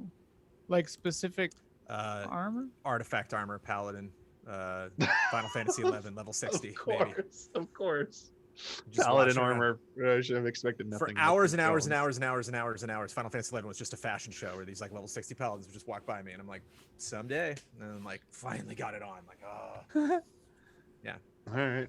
The plates moved when you like moved your shoulders, like the individual plates of armor would all move independently and had like a nice Future. shine to it, and it like looked very cool. It's very Iron Man. Those things weren't artifact things really hard to get though in 11. Like it was a serious grind compared to like most Every games. single piece was its own crazy quest. Took like years So or it wasn't something. just like I got the suit. It was like I gotta get the boots and the legs and the chest and the shoulder and the helmet. Like Yeah, the Dancer's armor in Dark Souls 3 is really good. The Desert Sorceress set in Dark Souls 2 I really like. You got to wear the ring to make you look human, though. Of course, the gold-hemmed robe or whatever in Dark Souls 1, super good. Yeah. I really like Bloodfang. It's a World of Warcraft set. Oh, I just love nice. MMO sets because you have to Yeah. work so hard to get them. Yeah. They're so meaningful. Buff Monster Hunter World. Yeah, yep. Oh yeah, those I was gonna say Monster Hunter has the best armor, dude. Monster Hunter Monster like Hunter's so the many, best so many armor. armors. too many to name. And yeah, Monster Hunter all the way. Yeah, those are good ones. I like the High Allegan and Lost Allegan sets in 14. That shit looks sick on every class, especially like the white mage or healer class looks pretty awesome. And yes, Dragoon armor and like Dragon armor's a good pick. the relic gear, yeah, the relic Dragoon armor for every expansion. This like looks freaking sick.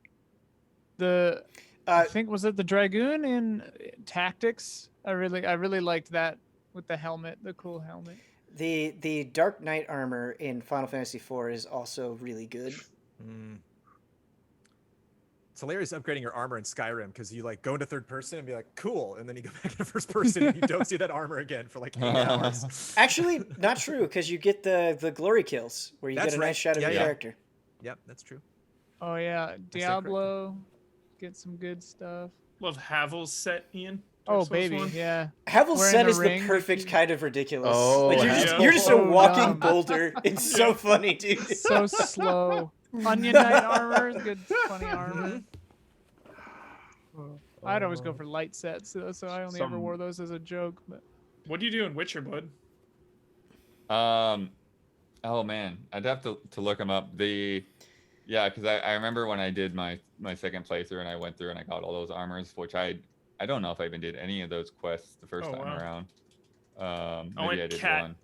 I like the cat set. It's all about crit. Yeah. Some of the armor in Witcher 3 looks so ridiculous. Oh well, yeah. Cat. What's funny is like the Cat suit's ones so that are cool. like you get off of enemies or whatever. That is just like puffy.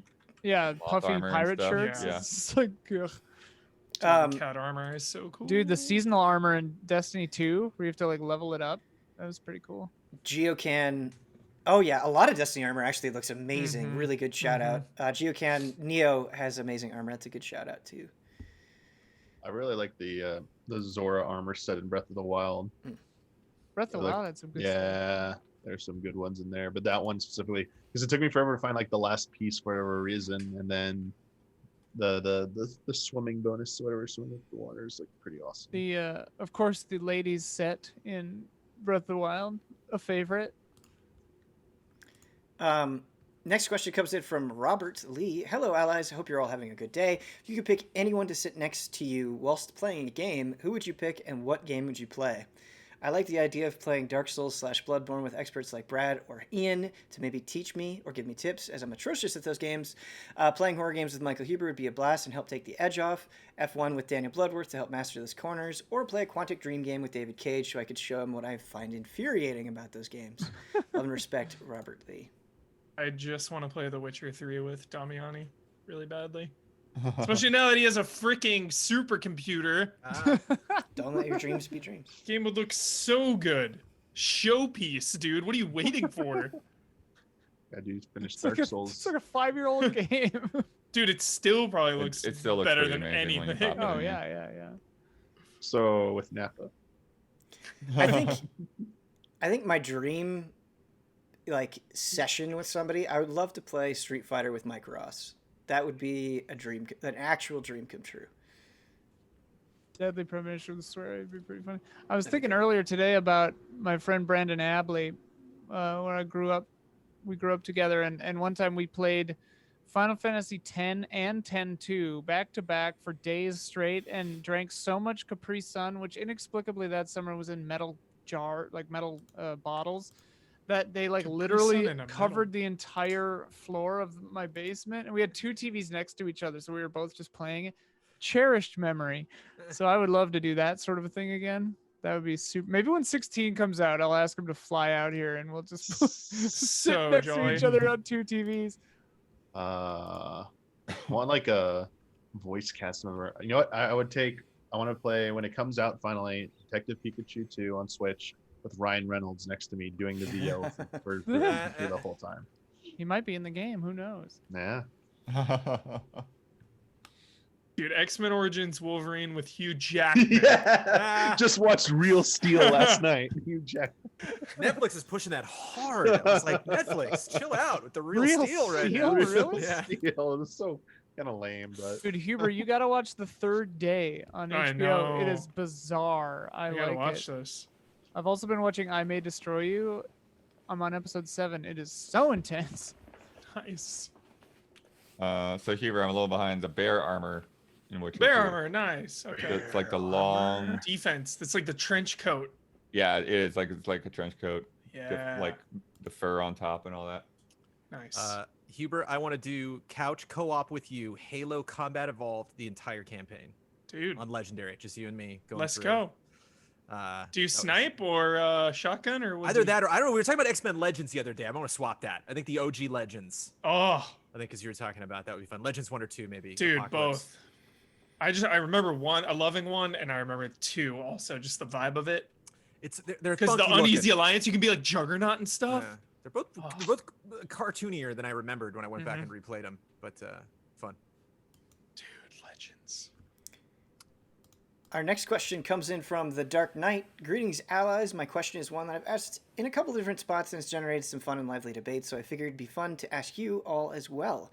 What are your gaming franchises where your favorite entry in the franchise is the first? To get things rolling, a couple in my personal list are Jak and Daxter 1, Batman Arkham Asylum, and Chrono Trigger. Those are good ones. ASX. Perfect Dark. Okay, that one, that's a kid beat. Nice, Jones. was GoldenEye the first of the James Bond? No. No. No, it was not. There It were wasn't plenty of. actually. There was some James Pond action on the Mhm. SNES, man. Metal Gear Solid Uh, 1 is still the best Metal Gear Solid game. Metal Gear Solid 1. 3 is James great. Played. I mean, Dark Souls. Demon Souls kind of was Demon number Souls I mean, one. if you but- count really. Dark Souls as its trilogy, I would say Dark Yeah, Souls is... Dark Souls yeah. is out of the Dark Souls trilogy. Mercenaries. XCOM, yeah. They made Well, a there were a 360 bunch of weird XCOM. They made a cool before 360 that. Mercenaries, but it just wasn't the same. Huber, I'm pretty sure you disagree with me on this, but I like Evil Within 1 more than 2, even though I don't necessarily... It's weird. I don't necessarily think it's a better game. I just like it more. They're both Yeah, great. it's such different feeling. Yeah. Such a different vibe for sure. 1 is like grimy. Yeah, it is. It's so dude. grimy. It is, yes. 2 is really clean. Mm-hmm. Fallout's Banjo- an interesting call. Banjo Kazooie. Oh. Mm. huh. Oh, sure. I actually haven't played 2E, so I can't say that with confidence. Nuts and bolts.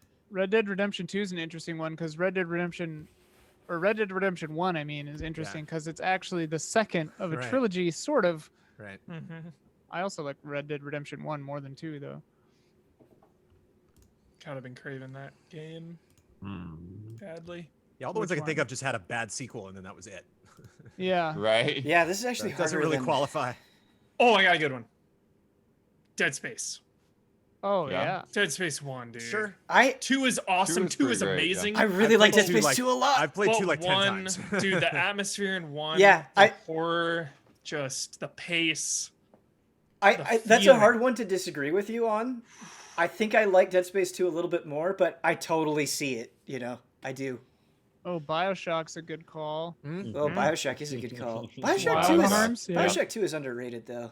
Yeah, Bioshock it 2 is. is good for just introducing dual wielding. Shoving a drill into Gun someone. and magic, that's like really good.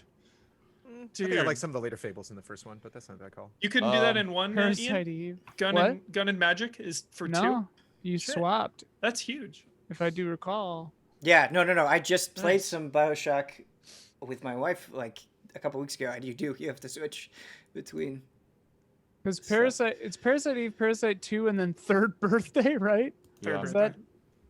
that that's that, right?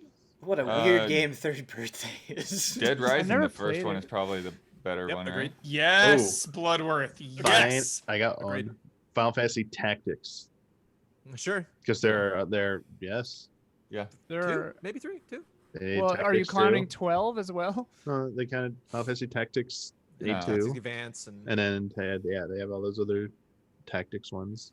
I want to replay Parasite Eve, dude. So cool. Hey, if you've got a PS3, it's still on PSN. Yeah, I played it I on don't think I Vita. do. Like Oh I well. played it on Vita last year, Ian. I Bubsy? don't know. I have a Vita somewhere. It's my favorite Bubsy. You have a favorite Bubsy? It's the first one, you know. It's the. Oh my. I played it on Super Nintendo and enjoyed it unironically. Sure. Mist, kinda. Although Riven is great, and online is special, very special. I have one that Benny will disagree with, but Castlevania 1 is my favorite Castlevania. I'm not saying it's the best.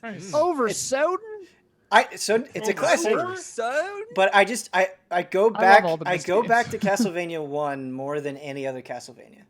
I don't know why. There's You just something crazy. something about it I like. I'm not saying it's Seventh better. guess for sure. I just really like Castlevania 1 a lot. All right.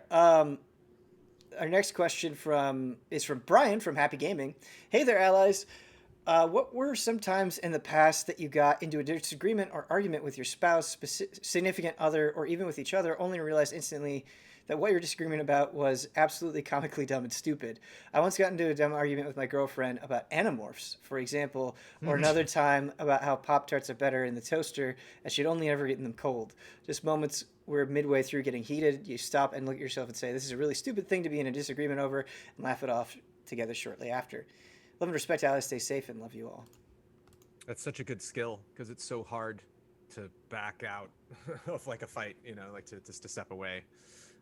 So like when you notice that you're doing that, it's like that's a sign of a strong relationship. I feel like the relationship style arguments, because when it comes to like relationships and stuff, I'm always so just like even keeled all the time. Like I have more relationship style arguments with you guys than I do with Sophia or girlfriends, Yeah.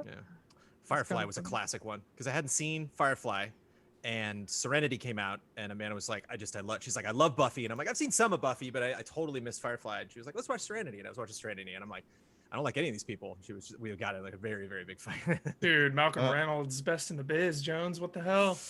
It was just my introduction to Whedon. It was like Whedon's a very specific, especially kind when of you have like the whole weird. sci-fi, because like it started with aliens, and so every movie where I see where it's like you got this ragtag crew, I'm like, all right, who we got? And like Firefly was like, you got the snarky guy, and I was like, cool. They're like, and the snarky girl, and I'm like, okay. And it's like, and the snarky captain, and the snarky pilot, and the snarky military guy, and and I was like, crazy. And then they like pick up some alien girl, and I'm like, oh, thank goodness. And then like she starts getting snarky. It was like, you gotta stop, like. So, but then I watched Buffy and was like, this is one of the best top 10 TV shows of all time, hands down. As far as like landing it, actually like fitting like the whole thing. If you watch all of Buffy, it's great. So Yeah, I don't think I like Whedon anymore. when you get full Whedon, it's different. I think it was a transition period for me. I think many of the absolute dumbest conversations I've had have all involved Pokemon. That's why they're so good. That's my favorite starter is the best.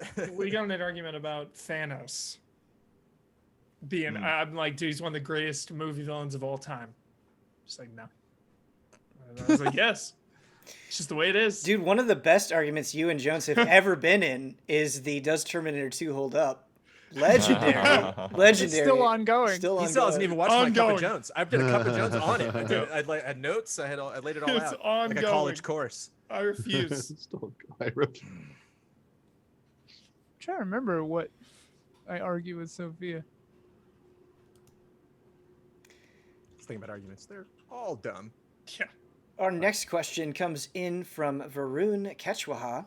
Hi, allies. Do you have a morning routine, and how has the current situation changed that morning routine, if you have one? Man, I was getting up like at a reasonable time, going to sleep at a reasonable time, but the last month has been pretty rough. I've been staying up real late this last month. It's reviews and stuff. Sometimes, I feel like Easy Allies comes in tidal waves. Like we're always in the deep end.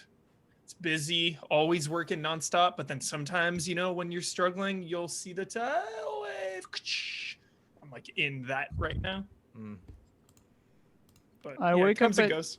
My alarm goes off at 10:16, but I usually awaken before that.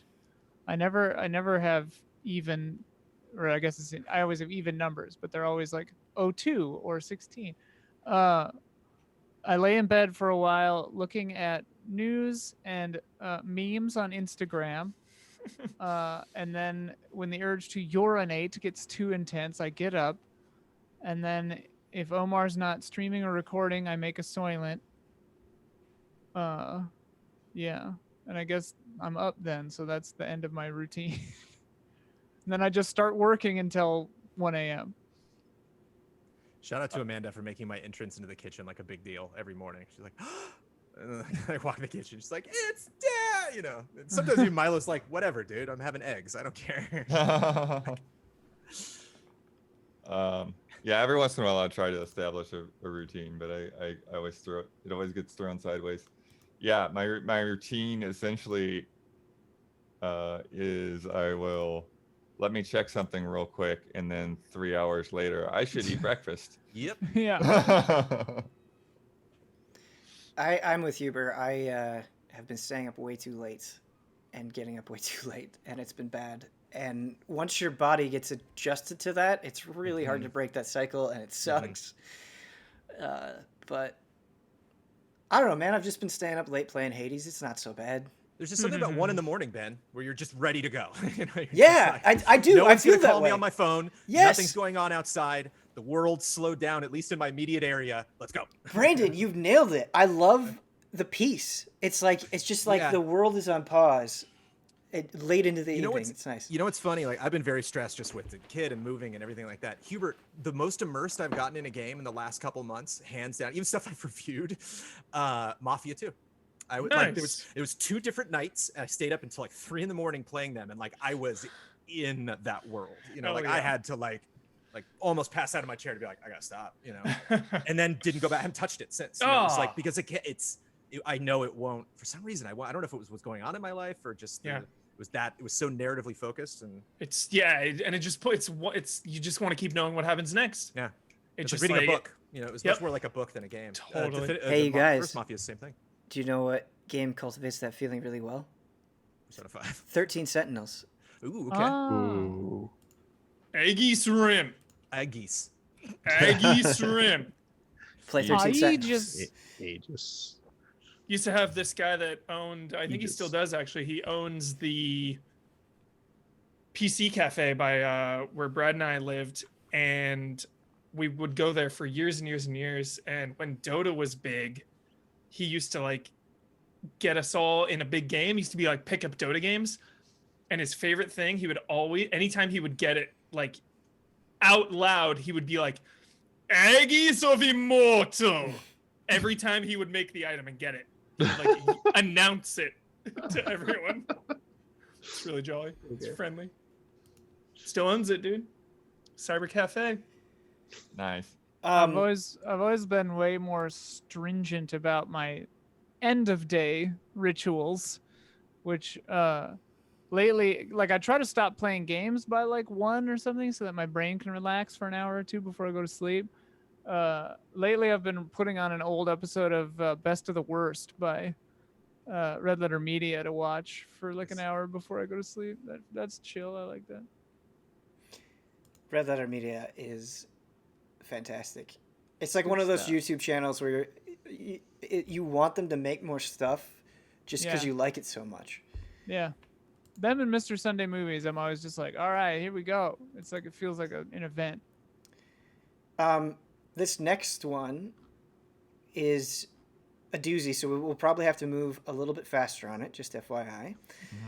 From Mo Grant, hey allies, for my first Q&A post, I figured I'd submit a game I call Remake, Remaster, or Revision. The rules are simple. Below are sets of 3 games, and you have to decide which type of re-release each game will get, and you can only use each type once per set.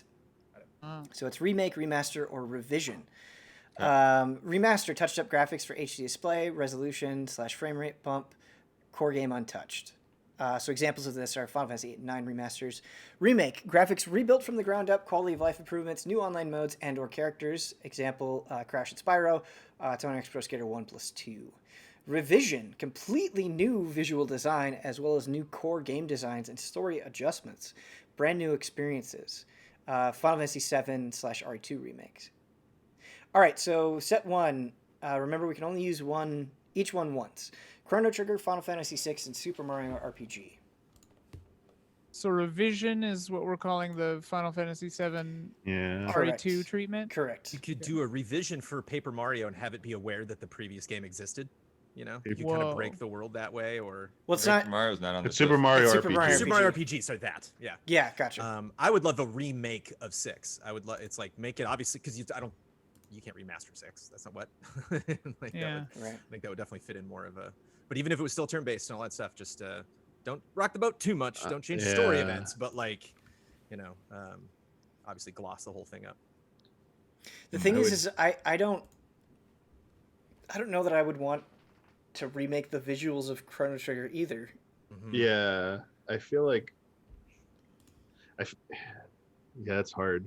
I don't want Super Mario RPG. I don't want the revision for Super Mario RPG. I think Super Mario RPG might be the most in need of some visual update. So whatever that one was again, remaster should probably be for Super Mario RPG.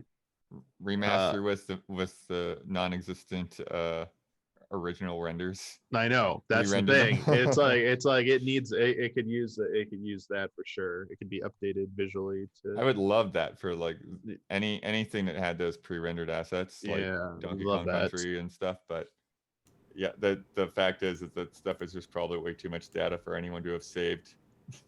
So remaster RPG, revise 6, and remake Chrono Trigger. Is that what we're doing? Yeah, Chrono Trigger remake. I don't want the graphics to be rebuilt from the ground up though. Like Yeah, I want a revision of Chrono Trigger. If we're gonna Some have of to do these that, could be. They could keep the same graphical style, just make it like 8K.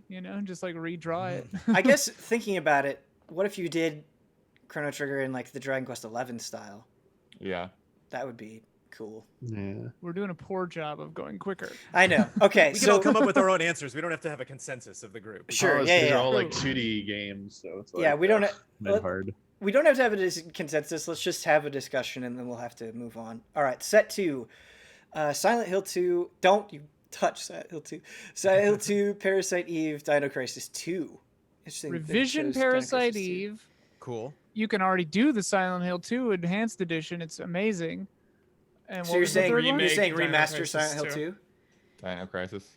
Yeah, remake Dino Crisis 2. Yeah, remake Dino Crisis, revise Parasite Eve. Cool. I'm down with that. All right, great. Woo. Ian, Ruthless Efficiency. I dig it. Set 3, Chrono Cross, Suikoden 2, and Vagrant Story.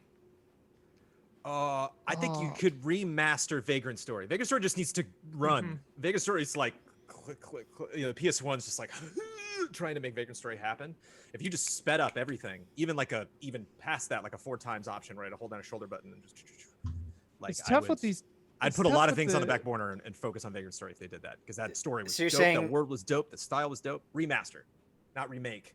Just the same exact game, just Okay. make it run better. It's tough with because like Suikoden 2 still looks amazing. The that pixel art is so good still. Yes, but think about how good the Ayuden Chronicles looks.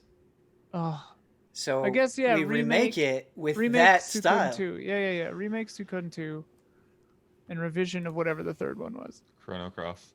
Oh yeah. Chrono yeah. Cross Oh yeah. needs- That Chrono needs Cross Chrono Cross needs needs a some- remake. yeah, but that needs a revision. so Yeah, weird. that needs some editing. Like, Yeah. You just have like 15 hours of like no story happening, and then all of a sudden like mega lore dump at the end. I'm like, what?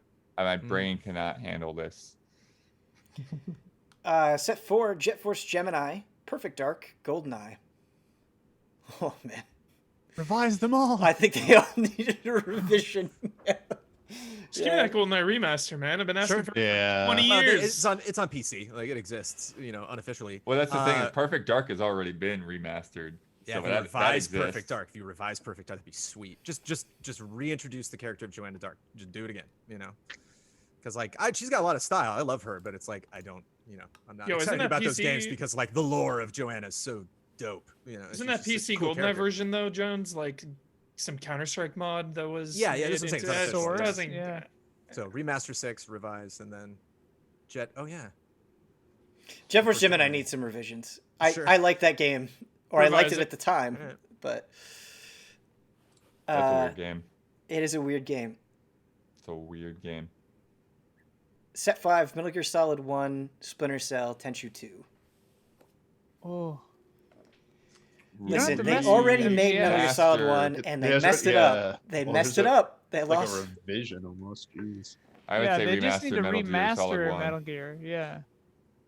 Just like change visuals. That, you know. Yeah, everything else is fine. I think you could remake Splinter Cell and it would be amazing. Mm-hmm. Like, Yeah, you could. Oh my What's god, the other one? Splinter Cell Tenchu is 2. so. I'd be happy with I'm whatever not for familiar. Tenchu 2. Yeah, Dude, Splinter revised Cell is so Tenchu. ready for a remake. Yeah. I wouldn't be surprised if they're doing it. or, you know, just fucking putting them on mobile. Real cool. I got an open world Tenchu 2 this year, so I'm happy. I'm good. As far as I'm concerned, that's basically a revision. It's like kind of the same thing. All right. Samurai but not ninja, but still. Next question comes in from Jesse Blue. Hello, allies. The Halloween season is fast approaching, and I've always loved trying to come up with creative costume ideas. With 5 kids to raise, my parents couldn't afford to buy us all new costumes every year, so we either had to wear my sister's hand-me-downs or make our own. Being crafty, I made most of my daughter's costumes, everything from a butterfly to a pirate to Dorothy from The Wizard of Oz to Howl and Kiki, the titular characters from our favorite Studio Ghibli films. My question to you all is, do you have a memorable costume from your youth you could share with the class? I remember I dream of Genie and Raggedy Ann costumes with the plastic mask you could barely see through.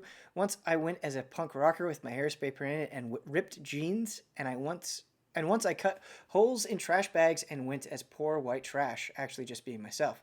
Thank you for all that you do. I love you all, and I look forward to the Jones hinted at October schedule. Much love and deep respect, Jesse Blue. Smurf. Mouth full of Smurf. candy corn. Smurf. Murph! I remember like doing the nerdiest thing you could have done, and like I was going around the neighborhood in like a costume based on the cover of a Forgotten Realms book. Awesome. Like there's nobody has any idea what this character So is. dope. Wow. Not That's a single other hilarious. person. I would stop a conversation and be like, wait, hold on, this kid rules right here. Who is this? Yeah. I really had fun when I was Michael Myers with you guys that one year. That was Oh, really yeah. fun. It's when the Halloween remake had like just come out. So the Michael Myers fever was peak. I Also made a really cool mad scientist when I was a kid. Had like blood everywhere. It's cool. I've loved Halloween my whole life, and like many came to mind. Similar to Blood, I went as number 6 from The Prisoner, and only 3 people at the West Hollywood Parade got it. But when I was a kid, I remember in '93 when the perfect storm hit Wisconsin, I was going as Wolverine, and the costume was like this tiny little spandex thing, but 3 feet of snow dumped on Halloween. And so we put my snowsuit under it, and I remember thinking it made me look like I had big muscles, and I thought that was really cool. My mom also she would make costumes for us, and she made me a dope-ass Velociraptor. We ordered Velociraptor mask and claws, but then she made like a bodysuit with a tail and stuff, and it was awesome. She also made a really funny, shout out to my bizarre Christian upbringing, she made a funny Jonah and the whale costume where I was just me in a giant whale. But and one time in high school at a dance, I went as Derelict from Zoolander, which meant I just electrical taped garbage bags all over my body, but it was a dance. And so I got so hot, like overheated, I was going to pass out, and I couldn't get out of it. Yeah. So everyone at the dance started helping me like tear my clothes. I remember that story, yeah. And then I was just running around with like no shirt on in the school. The teachers were all mad at me, and I was just like, I saved my life. I have no option. It was hilarious. I think it was 2018. I went as like Mega Man, and I feel like the world got to see the real me.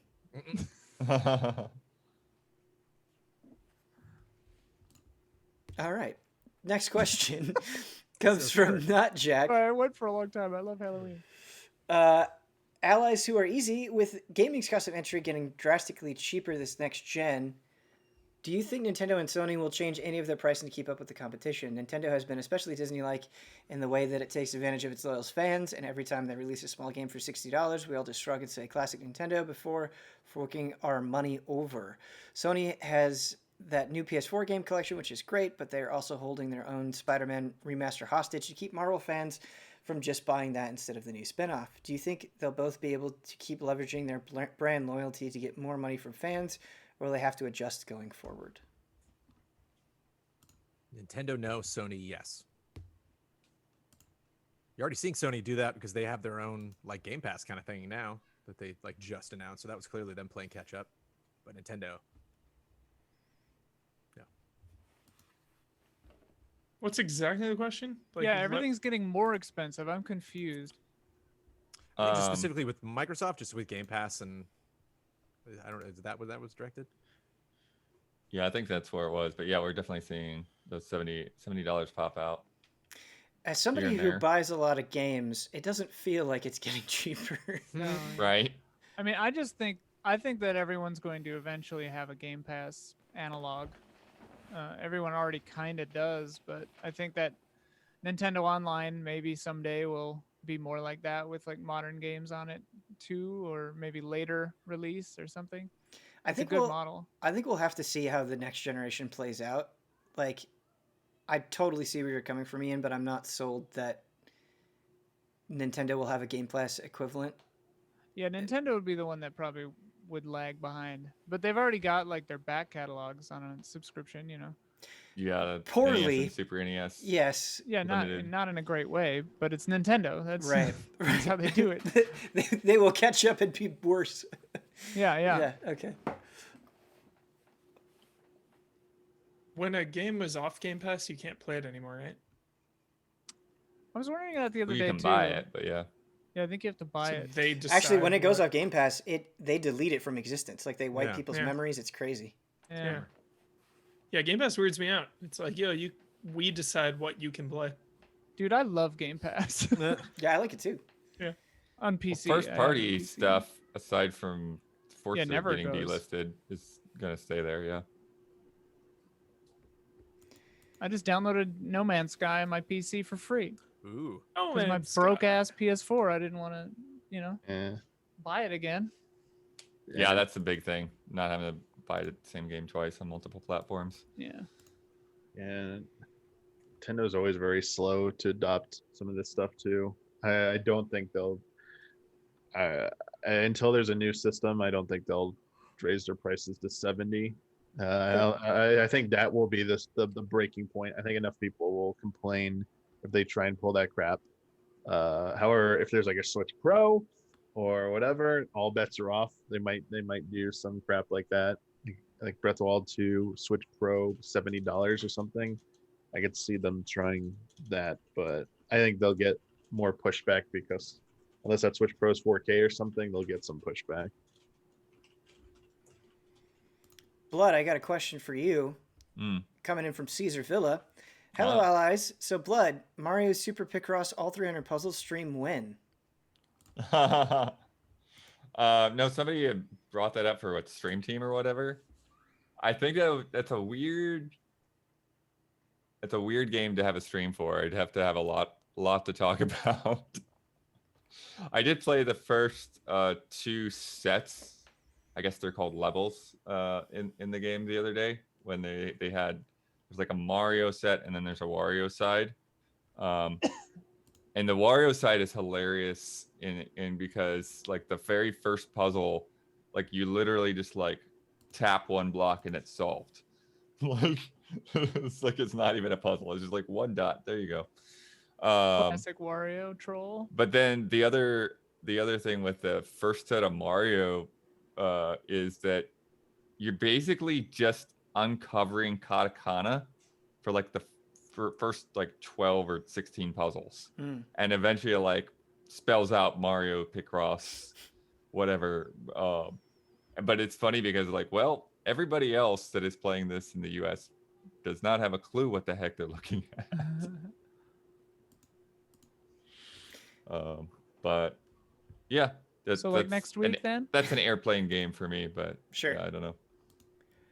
Our next question comes in from Runfire.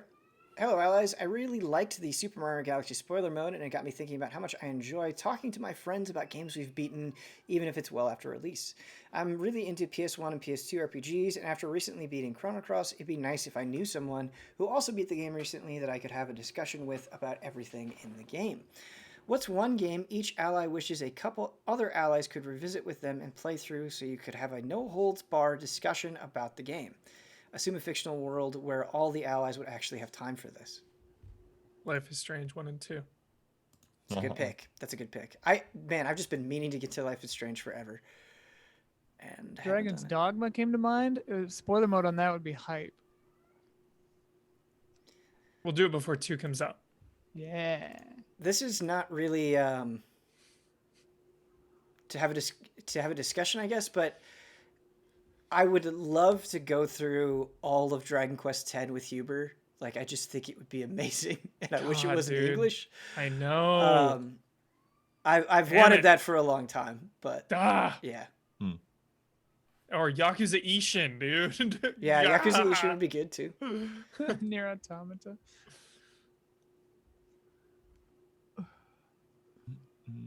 Final Fantasy VI with Huber, definitely. I think about 6 Huber is that like I'd be less excited about like, oh, Huber's gonna love this part. I'd be just curious about like who what you don't like, what I would just be curious like what characters you're like, this guy just like just literally little sprite walks on screen and you're suddenly just like, who is that? I'm like, oh, okay, cool. I have an idea. A couple characters I think are just classic Huber bait, but I would love to be proven wrong. People don't seem to like when someone fun. doesn't like something on spoiler mode, in my experience. Unless it's just me. Our last question comes in from Roaring Buttocks. Great way to end. Yep. Yeah. Hi, allies. In a post-COVID world, you are invited to a special skills symposium where various video game characters will lead classes to discuss and teach attendees certain skills. The only thing you've been provided is a schedule with a list of names for each course and who will be instructing it. Many classes will be held at the same time, so you must decide which courses to attend. This is a good opening bit. Yeah, this is a good opening bit. How will you choose to spend your time? Unlimited grip strength with Nathan Drake, or climb almost everything with Link?